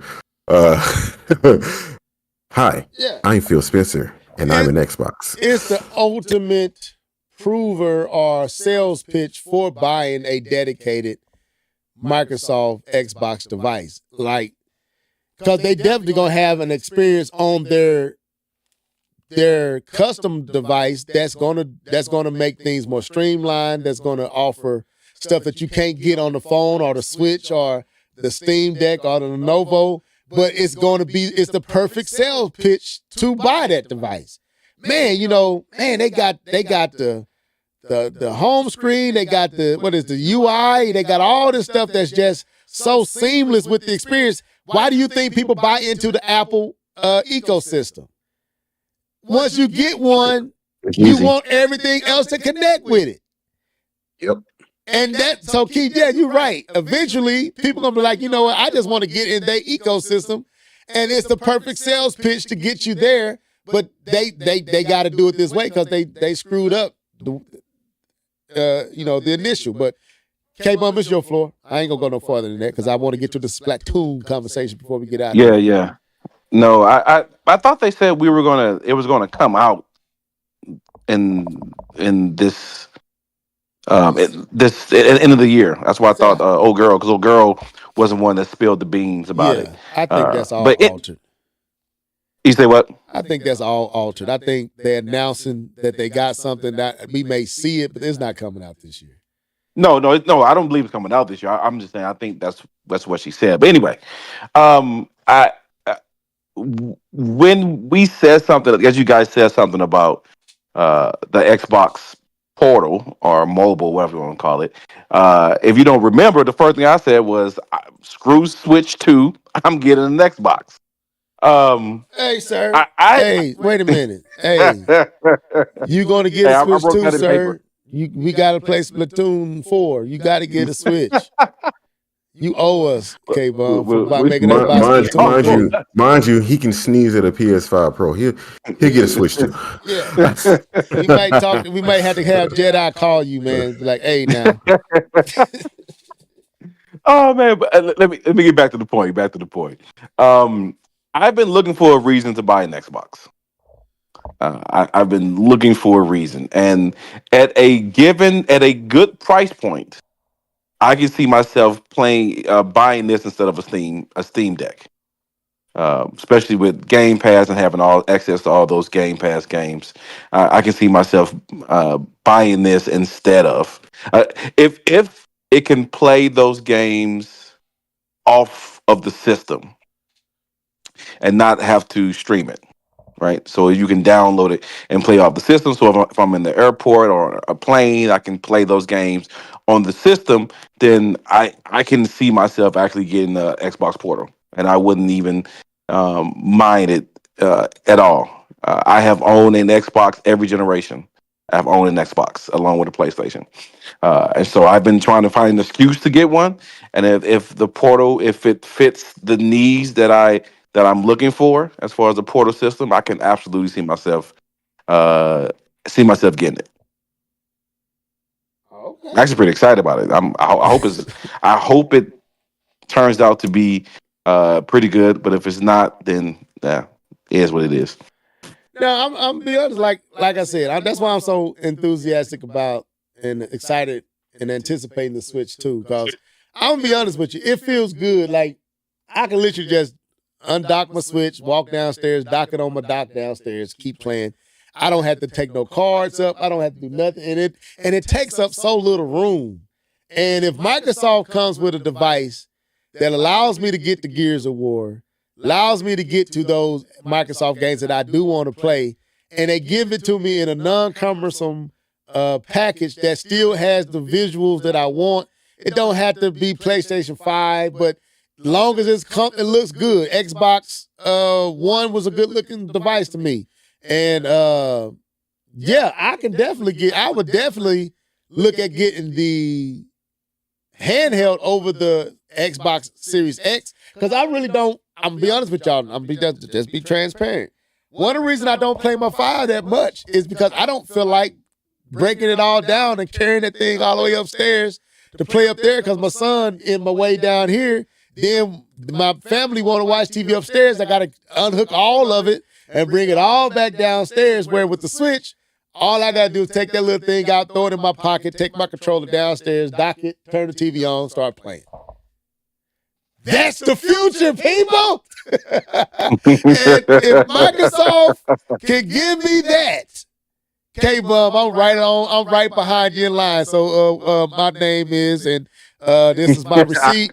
Give you my Xbox, whatever it's gonna call Xbox. I am an Xbox. I am an Xbox. I'm serious because that's why I'm so ready for the next Nintendo. The Switch, I love the Switch because the Switch is just so convenient. It is so convenient. If I don't want to come down here and play, I could just play on the tablet, but I don't have to unhook nothing. I got this dock down here. It cost me, I bought it at Best Buy. It's an aftermarket dock. Signia, I think that's what it's called. And I bought it for my portable needs when we go out of town and stuff. I bought it for that purpose. But when I come home, I dock it in my basement, and I leave the original dock upstairs on that TV, and I had this dock down here. And I may get me another one for my room because it's only $30. And anytime I want to play, oh, y'all watching TV downstairs? Oh, y'all in the front room? Okay, I'm going into the bedroom. Dock. Keep playing. Ah, I love it. So that's why I want the Switch too, because I want to know how I'm going to be able to continue that seamless experience. So if Microsoft going that lane, I'm excited about it. But anyway, so any other thoughts? Then we can move on to this last subject. We're not gonna get to the theme park stuff with Donkey Kong and all that. Y'all go watch. Y'all go watch me and Moto talk about that. But I want to talk about Splatoon for the Switch 2. Now, this thought came to me, man. You know, we got 3 Splatoons, 2 on the Switch, 1 on the Wii U, and to me, is becoming one of Nintendo's premier titles, right? It has moved up into it's starting to flirt with those Mario Kart. Well, it's not Mario Kart and Smash Bros, but if they do it right, it could easily be the Mario Kart Smash Bros, the third trilogy to that. You know, Mario Kart is the biggest. Then you got Smash Bros, kind of a little smaller, but it's still big. And I think Splatoon is kind of moving into that. It's starting to really take shape. But there was a lot with Splatoon 3 that underwhelmed me. And the reason it underwhelmed me because it was so samey. It wasn't really. And maybe I need to go back like Keith and Nia and all the ones. And can I play Splatoon? Will they get me if I play Splatoon? Don't do it, Keith. No, game preservation ain't worth it. Okay, they gonna try to get us. We are preserving all of our content.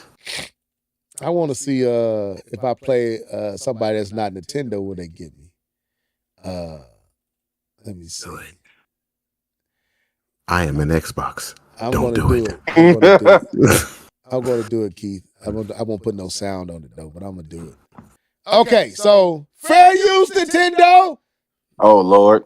Hey y'all, it's been real. I always appreciate all right, everybody for coming through. So I want to know, what do y'all want? Real quick, if we get this 15 minutes. It's 10:05. I'm gonna get this 20 minutes, and then we gotta go. Oh, that's probably why it stopped, because I played that copyrighted song in that Xbox commercial. Nia, that may have been what caused us to stop. But anyway, she said we back. I want to know, what do y'all want to see? And K-Bum, I really want to know what you got to say. But Keith, I want not that I diminishing what you got to say, Keith. I'm just curious what K-Bum would say, because he is more that multiplayer guy here. What do y'all want to see in Splatoon 4 for the NS2 that was not present in Splatoon 2 and Splatoon 3? What do you want to see them improve? What do you like? What you dislike? I'm curious, because I believe this may be a staple game on that next platform. I believe this may be one of their big hits. Go ahead. So just real quick, since we got a little bit of time, let's talk about what they have improved that I know of off the top of my head. Okay. I know the controls have improved. They always improve the controls. One of the biggest things that I was happy about was Salmon Run. So on the previous game, you had to literally wait an actual time limit, like, oh, it's 7 o'clock, I can go play Salmon Run, and people will go play on it. But now with Splatoon 3, you can play Salmon Run anytime you want to. They have different modes. They had a mode in there. It was like something that you had to protect the home base, or it was, I can't even really call it. It was kind of confusing. And it was like a tricolor, but I think it was just an event. So you had like 3 different colors on one map. One of the things that I would like, and this might be weird, but I would like bigger maps.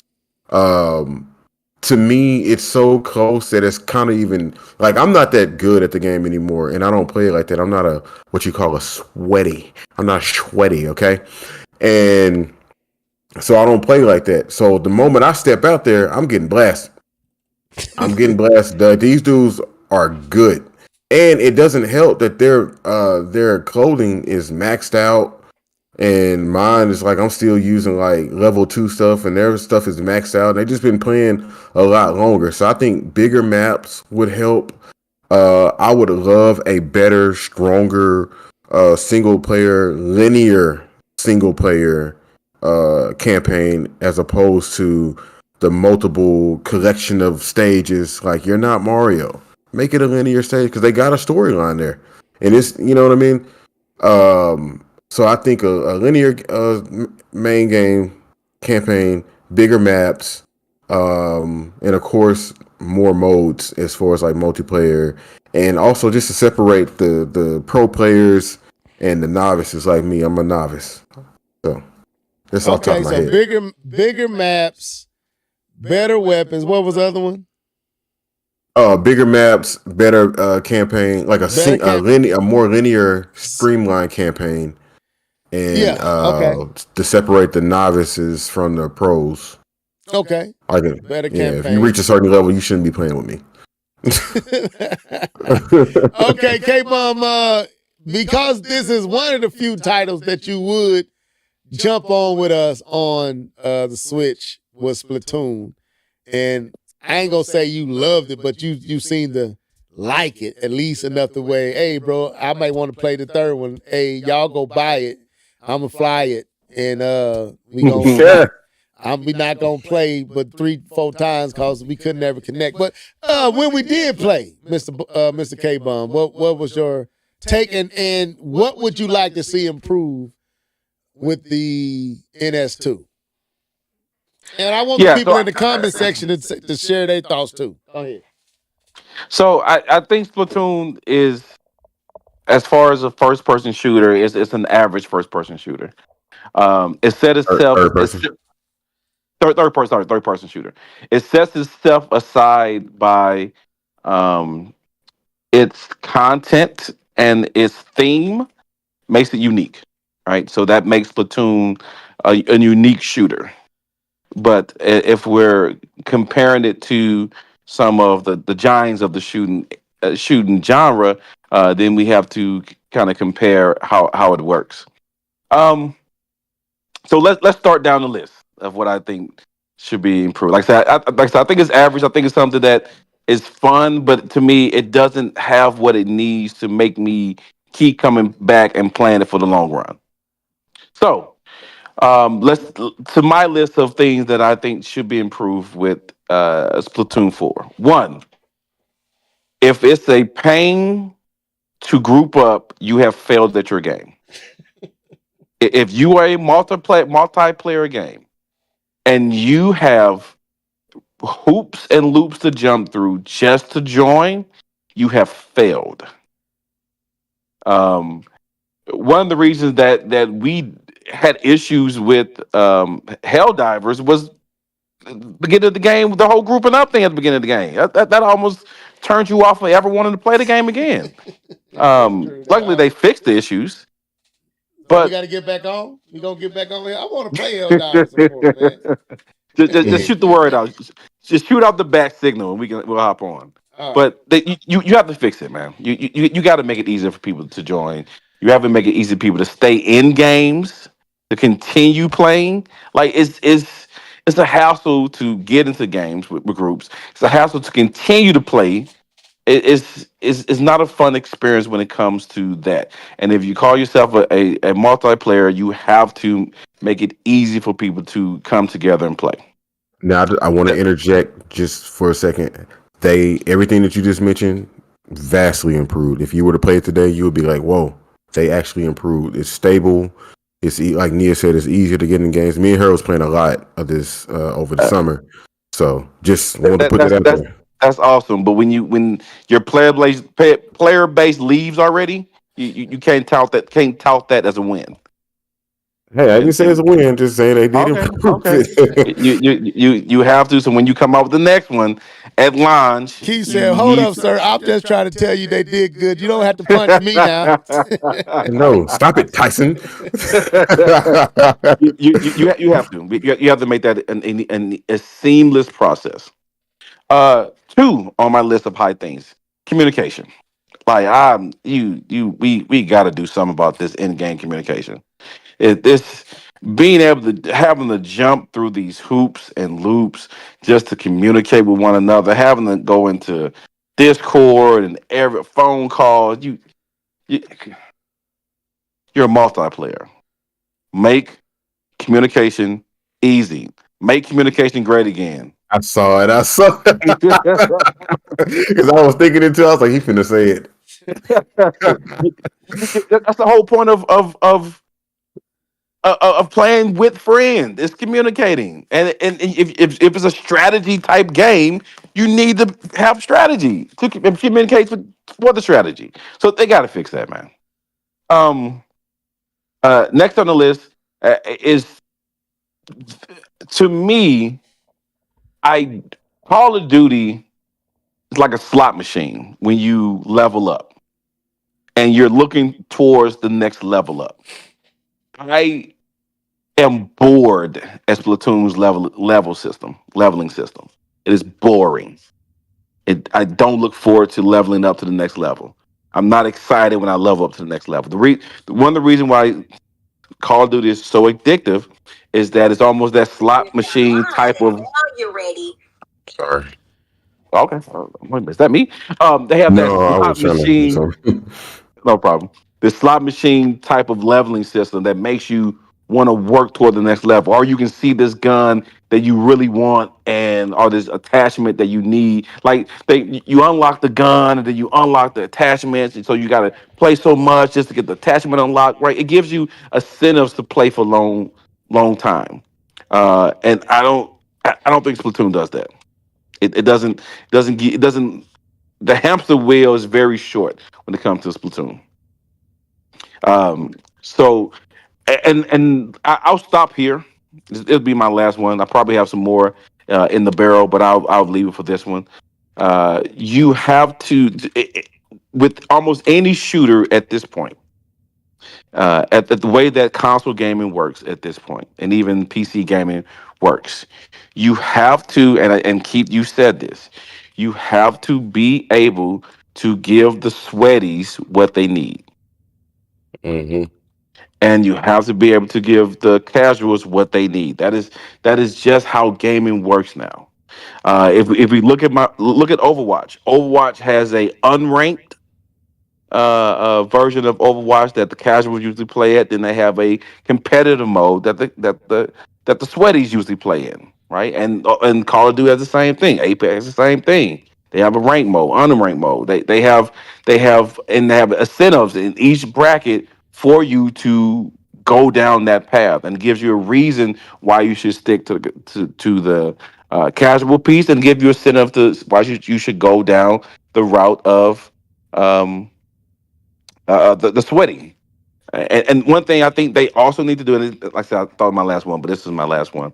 I think these other games, the one of the things they keep you coming back to play, and this is why I say I think they need to study Call of Duty and other shooters at this point, is they give you the carrot at the end of the stick, and that's the what do they call it? The season pass. There's always some type of season pass, some type of skin, some type of gun, some type of something that you have to play so many levels to unlock to get, or an achievement, or a medal, or a clothing item, or accessory that shows that you put this much time into the game. You don't have that with Splatoon, right? It's And there, there are but people that's willing to put 60 hours in. And if you like Overwatch, you get so many points. You get a golden gun, right? So you get to show off this golden gun that you have because you put so much time into the game. Or you get some I'm gonna push title. back on that, K-Bone, because that is there. I'd say that's there. But well, I didn't want to interrupt him. I just wanted him to finish. Yeah, but man, yeah. So yeah. That's my thing. That's my take. Like I say, I never saw anything that made me say, oh, where did he get that? I guess that's the piece. Then is that maybe it's not a point. It's not to the levels like, oh, how did he get that, or where did that come from? Because usually it's some kind of thing that makes the person say, okay, how did you get that? Oh, you did that by doing this and this and this. And something that you can kind of showcase. And I know the skins do it the same way. So I think that piece as well would be beneficial for them as well. Okay. Yeah. Go ahead, Keith. I just want to rebuttal just real quick. So they do. I've seen it and I've experienced it. They do have like double point weekends, just like a lot of other people, or something like that. It's like you get more points on certain weekends. They do have skins and shirts that allow you to add more. You know how when you level up and they do like the little thing, you get like a speed boost and you get like extra slots and stuff like that. That's in there. As far as like a golden gun, I do think they have weapons like that. Don't quote me on that. I remember having a golden gun on Splatoon 2. Or something of that nature. So they do give you perks, but I'll give you this, K-Bump. It's very slow to get them. You got to put in a lot of hours in Splatoon, and by the time you actually probably achieve it, you probably don't really want to play anymore. That's my experience. People are obviously doing it, but they do give you perks and incentives to play. But I agree, it just takes a while to get there, which kind of turns you off. Yeah. If it takes too long to unlock it or to get it, then you never get it. It's not enough people that have it that make the other people want to spend the time to get it. Yeah. So I'm gonna say, okay, so one thing I do like about Splatoon, but I can see them improving on is, okay, they make death irrelevant almost. It is, but it isn't. Like when you die or you get splatted and you just respawn at the front, you don't feel there's no real for real what's the word? Loss that you feel. You just feel like, oh man, I got shot, I'm spun back, come back in. I like that, and I don't really want them to change much, but maybe put more consequence to getting splatted. Where one of your teammates gets splatted, maybe it hampers you in some capacity. And it puts more onus on your, and maybe it's for the more of the, because a lot of stuff I'm gonna say is probably gonna get into separating the casual from the elites. And maybe I'll never be in that elite group, but I'm gonna say this, like if you get killed and splatted, it may do something that affects the other three that's still out there. Not just in inking the stage, but put some limitation on them that makes you feel like, man, I gotta do my part. I gotta get my skills up because I don't wanna always be the weak link to the party. Something like that to make dying or being splatted more consequential than they currently have it. Like in Call of Duty, like it gets chory when you, after you die so many times, you feel shame. K-Bo know what I'm talking about. It's not really different than Splatoon in a sense that, but it do feel like you are dragging down your team. Whereas Splatoon, it don't really never feel it. And I believe that's Nintendo's intention, but it don't ever really feel like you dragging down your team. And sometimes in Splatoon, it don't seem like you have to really strategize in the base play of the game. Whereas now, if you play the other modes, there may be more of that there. But another thing I like to see them do is add like I think they got hazards, but hazards that you can like maybe have like bombs that sit over the stage, and if you get there, you can shoot and it detonate on the enemy's side. If you get there, your team get there and take advantage of some of these hazards around the stage that require you to be strategic and work together to get there to set that off to, maybe it nukes one side of the whole stage, your color. And, so it makes more pressure rather than just walking around splatting as much as you can on the surface. Hey, our strategy may be to go set this bomb, this nuke off where it wet your whole side up. I mean, literally have the stage turn purple and it have different hazards around the stage just like that makes it a little bit more, pressure, a little bit more chaotic, trying to win just to try to just ink up as much ground as you can. Stuff like that. Kind of like with your special weapon, if you get certain ones, it'll shoot ink and land and hit a large section. Where if they had like a nuke somewhere or some special device that your team has to work together to set off. Like one person can't do it. It may take 2 or 3 people to do it. So you got to sacrifice inking the main ground.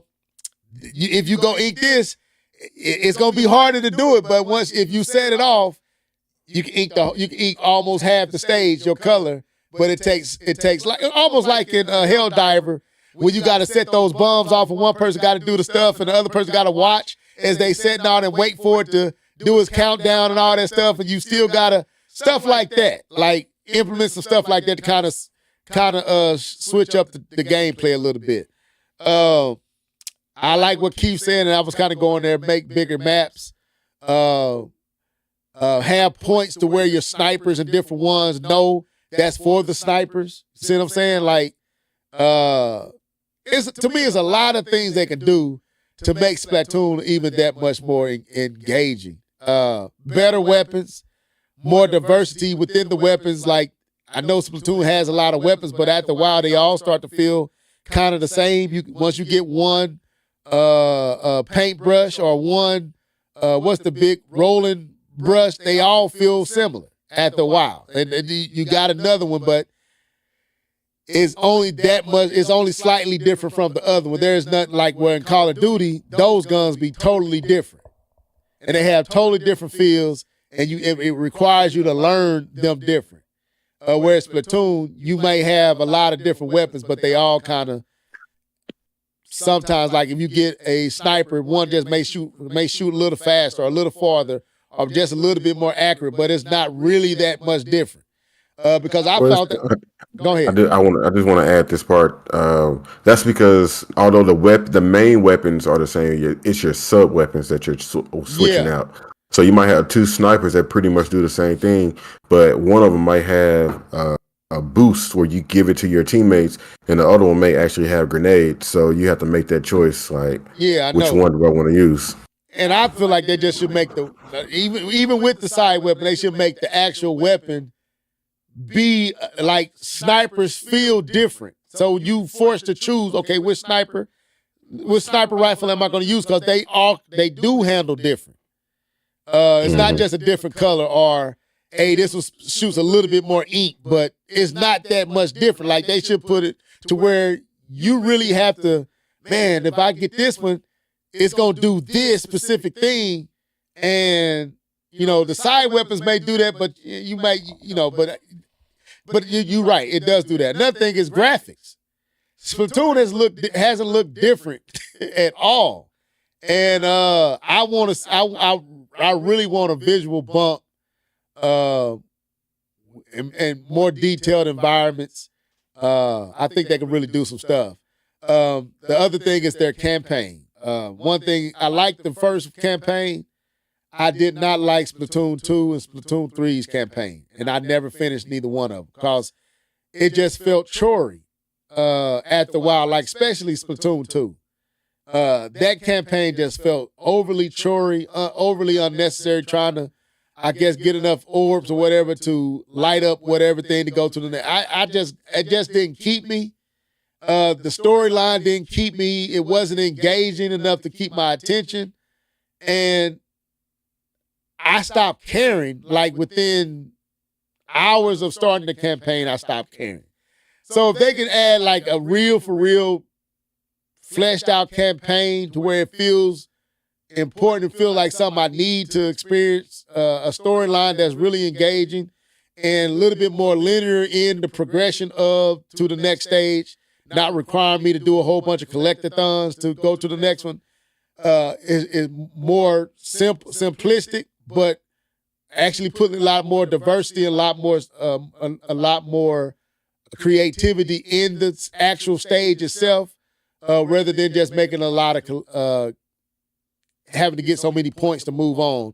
The campaign just needs to be overhauled, in my opinion. I didn't finish 2. I started Summer 3, and it was kind of the same vibe, and I just did not like it. And I was like, I don't like this. I like what the first one did, but I didn't like the second or the third. So they can fix the campaign. And then, like K-Bum said, the linking up part and the communication and all that, they gotta add that. But I'm really hopeful for Splatoon on the next system. I believe this is gonna be one of the premier games on the Switch 2. And I feel like if they do it right, they're gonna have a tremendous. They already got a hit, but I think it's gonna cross over to that. This is a mega hit. Like this is a system mover, and they just small changes and considerations away from this game being a phenomenon type of game like the Fortnites and all that type of stuff. It can be that, in my opinion, if they do some minor adjustments. They do some adjusting in some areas. One of the things that those other games have over Splatoon is the slight freedom. You talk about Fortnite. There's freedom. You're running around. Right. I mean, I was watching my kids play, and they were jumping in cars and doing all this other stuff. I was like, "Oh, you can do all that." This is before I knew you could do it. They was running around jumping. Added some vehicles in it. Go ahead. Yeah, vehicles. But you mentioned a few things like I would love to see a horde mode similar to Helldivers, where you're actually traveling from one point to the next, and you're doing things. And you're not just being competitive, and you're actually using those skills. And I don't mind how they have it now, where like you get a sniper, you may get a roller, you may get a this. I hate it in that small map. But if I'm actually like doing missions and this is my role, I like that a lot better because you're putting players that got like a regular gun with a sniper, and you're putting them against the same enemies, and these enemies are moving faster. That sniper's gonna have a hard time. Trust me. Right. And what else? You said something else. A horde mode like that. Bigger. I did say bigger stages too. Was it hazards? Was it the hazards like? Stage hazards. Like in Helldivers, when we go to them one block, you gotta set the bomb. And it's going to blow up the whole whatever is blowing up. Like, to me, if they had something like that in Splatoon where, okay, there's like 2 or 3 hazards in the stage that both your parties can get, whoever gets there first and set it off, it can literally cause you to win the game because it's going to cover so much of the stage. But you got to fight. So you can either strategize with, hey, we're just going to stick to paint, or we can paint. Or 2 of y'all go over there and try to set that off while we play defense and try to keep them from splatting y'all while y'all trying to set this thing off. Like stuff like that, where it really makes the game even more that much chaotic because there's so many ways you can win rather than just splatting as much as you can just with your person. And I think they need to make, when you pick different weapons and different things, that is vital to your team. Like, no, we got enough paintbrushes. See what I'm saying? Like, okay, when we doing Call of Duty, when we doing Helldiver, K-Bum, you will say, hey, level, I already have that nuke. Don't get that because I got it. So we don't all need that one. Keith, you'll be like, oh, we don't all need airstrikes. We don't all need mine. So I was the mine guy. Y'all didn't do the mines. Oh I my did God. the mine. I know. Anyway. But I was the mine guy. You threw the mines, all right. Right, but it made me feel unique. And my mines came in a level. Come over here and throw those mines. Not over here. I'm over here. But my point is, in the game, there should be more strategy with your team. And in Splatoon right now, it seems like just jump out there, paint the ground, have some fun, and it is fun.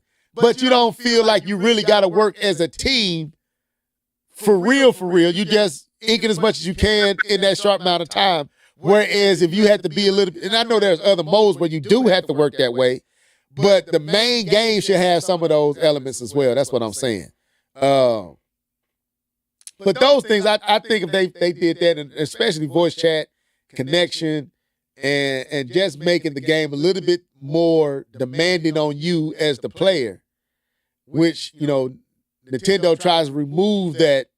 I think they should implement that. And that's what's going to me break it to The Nintendo makes it too casual, too accessible. It's too too accessible, too casual, so that you don't have that difference between that mastering when it comes to the game, and it's kind of just becomes sort of a wash, right? And like, yeah, you can get better at it, but it's only so much better you can get it because it's very simple, right? And that's what you kind of get. And if they want to make it like you create something that's a like, you kind of have to be a high level person to use it. Yeah. Yeah, and like I said, Call of Duty is simple, but Call of Duty, and I'm not gonna say Splatoon is not cats out there that have mastered what Splatoon is. They have, but when I jump on Call of Duty, I feel, and it's just as a big a phenomenon. It's a casual game as well, but I feel the demand as a player. Like, level, you got to get your skills up. Yeah, it's built around casual. You can be casual, but if I'm on K-Bum them team, they expect me to carry my weight. Whereas on Splatoon, that pressure really ain't there. So I don't have to feel bad that I really didn't eat much or I didn't splat much. There's no consequence. We either won or we didn't. And then you got oh man, I got the highest ink total. And it make you feel good. But I think if they put more onus on you as the player to do your part, and then force you to strategize with your teammates. Okay, to put that brush down, man. We got too many brushes. We got those bums. You get those bums, and then you gotta play this role. Whether that's I'm running out of ink. And change that up. Give us some bigger containers or something. If you go over here and you set this off, you get more ink in your thing that lasts longer. Like, I know they got that type of stuff in the game depending on what you pick, but it seems like it's a whole lot more they can do. I mean, I'm just thinking out loud, but I'm hopeful for what Splatoon is going to be. Me, you said, what did you say that you thought that too? You was agreeing with me or something. I don't know what I said that you was agreeing with. Let me know what that was. Then we about to get on out of here. Any other thoughts on Splatoon 4 for the Switch 2? I believe it's going to be a big game, man. I really do. I want to see a visual. I want to see it visually change. Not much, but I want to see it look. I want it to look like it's gone to the next. Because to me, Smash Brothers, that's kind of what's lacking with Smash. It didn't look like it has advanced much visually. Would you say that, Keith? No, not a lot. I mean, it doesn't look as clunky as the original game, but yeah, and it looks a little more sparkly, but for the most part, it's relatively the same. Yeah, I think since the what would I say the Wii? It looks like a better version of what the Wii was. It just you mean the Wii U? No, the Wii. Like the Wii's with Solid Snake was in the Wii version, right? Are you talking about Smash? Smash, yeah. What did you think? Oh, I thought you were talking about Splatoon. No, I'm talking about Smash. Like, Splatoon has kind of fell in that trap too, where I want to see a visual bump. I want to see. I think Smash looks amazing. Don't get me wrong, but Smash really hasn't had a visual. Like, it hasn't looked different. It just looks more polished. No, Smash. Like, I don't play Smash, but they do. If you zoom in on the characters, this is where you see it. Yeah. They do have the details. They have the textures. It's all there. Like, you look at Mario's overalls. He has textured overalls. Yeah. While he's fighting. Versus, I don't know when what's before all the Ultimate. I don't know what the Wii U was. The one, to me, the one was to me, Smash has looked pretty much, like I said, just more polished since the Wii one. The Wii one was a little bit better looking than the GameCube, but it was a little better, but not that much. Then everything else just seemed more shiny, more polished. Like, the models really haven't been, like, Mario still look like Mario. And I know it's hard to make Mario not look better, but maybe put Sunshine Mario in there. You see what I'm saying? I want to see Splatoon really bump up in the visual presentation. He said, I don't know, you need to look at Ultimate again. No, I said Ultimate is better details and textures. For sure, I agree. I'm saying like a total overhaul where they're not, like, I think someone could, and maybe Smash doesn't need it, but I'm saying I want to see Splatoon do that, like Street Fighters did from Street Fighters 5 to Street Fighter 6. It's an overhaul visually. It's total remodeled Ryu, total remodeled Ken.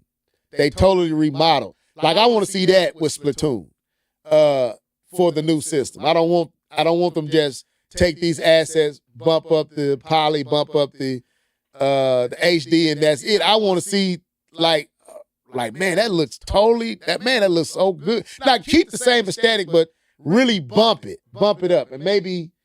But we'll see. But I'm excited for Splatoon. I don't know why this game popped in my head like it did. But maybe I want to play some Splatoon. Who want to play? K-Bone, you still got Splatoon? If you think I still got Splatoon. Well, you need to go out there and take that Marvel. Think I still got Splatoon. You need to go take that Marvel Alliance back and get Splatoon 3 so we can try back out. So anyway, any other things? Anything else for tonight? Are we done? It's 10:39. Yeah, we done. We done for the night. So yeah,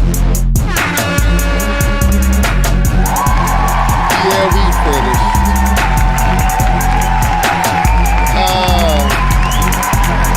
Yeah, he gonna make us go get Splatoon.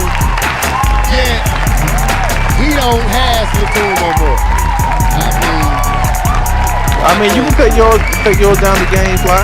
Not GameFly. GameStop. There we go. GameStop. I be getting confused too.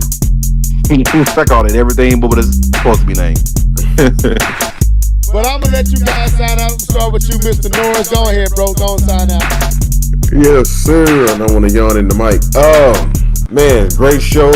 Man, we really went through those topics. That was fun talking about Xbox and getting excited about the future of what they're doing. I'm attempting to buy an RPG. I don't know what I'm gonna get. Hopefully I get something and I'll get a chance to talk about it next week. I don't know if it's gonna be Mario, Luigi, Dragon Quest, Octopath Traveler 2. These are just some of the games that's on my mind. I do want to say one more thing. I don't know if you've been watching Dragon Ball Daima.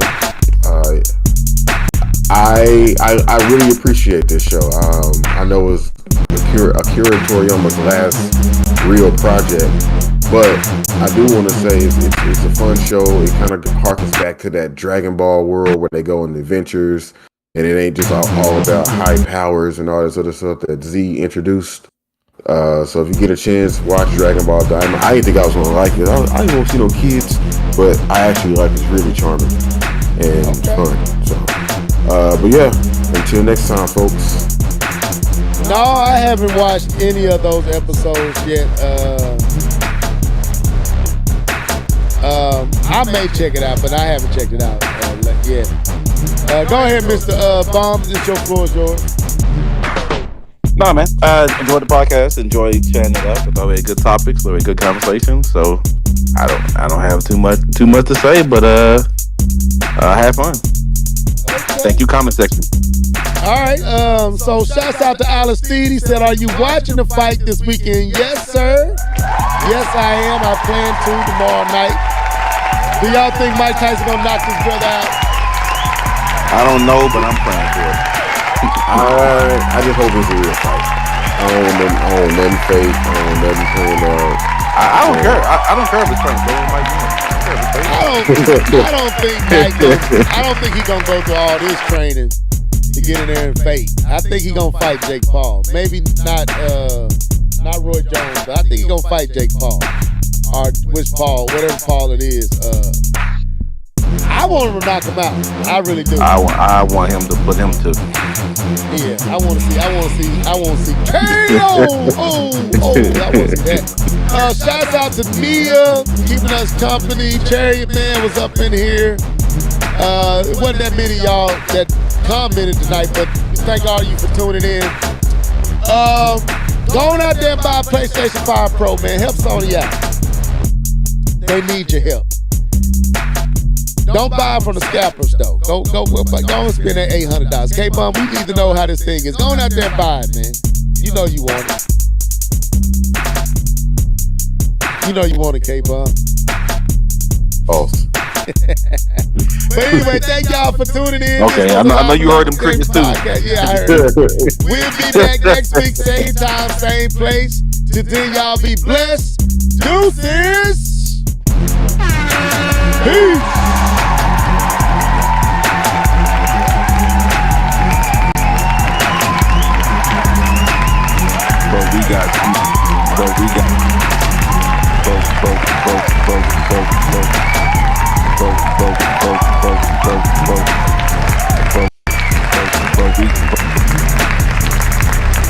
But we got Smash Bros though.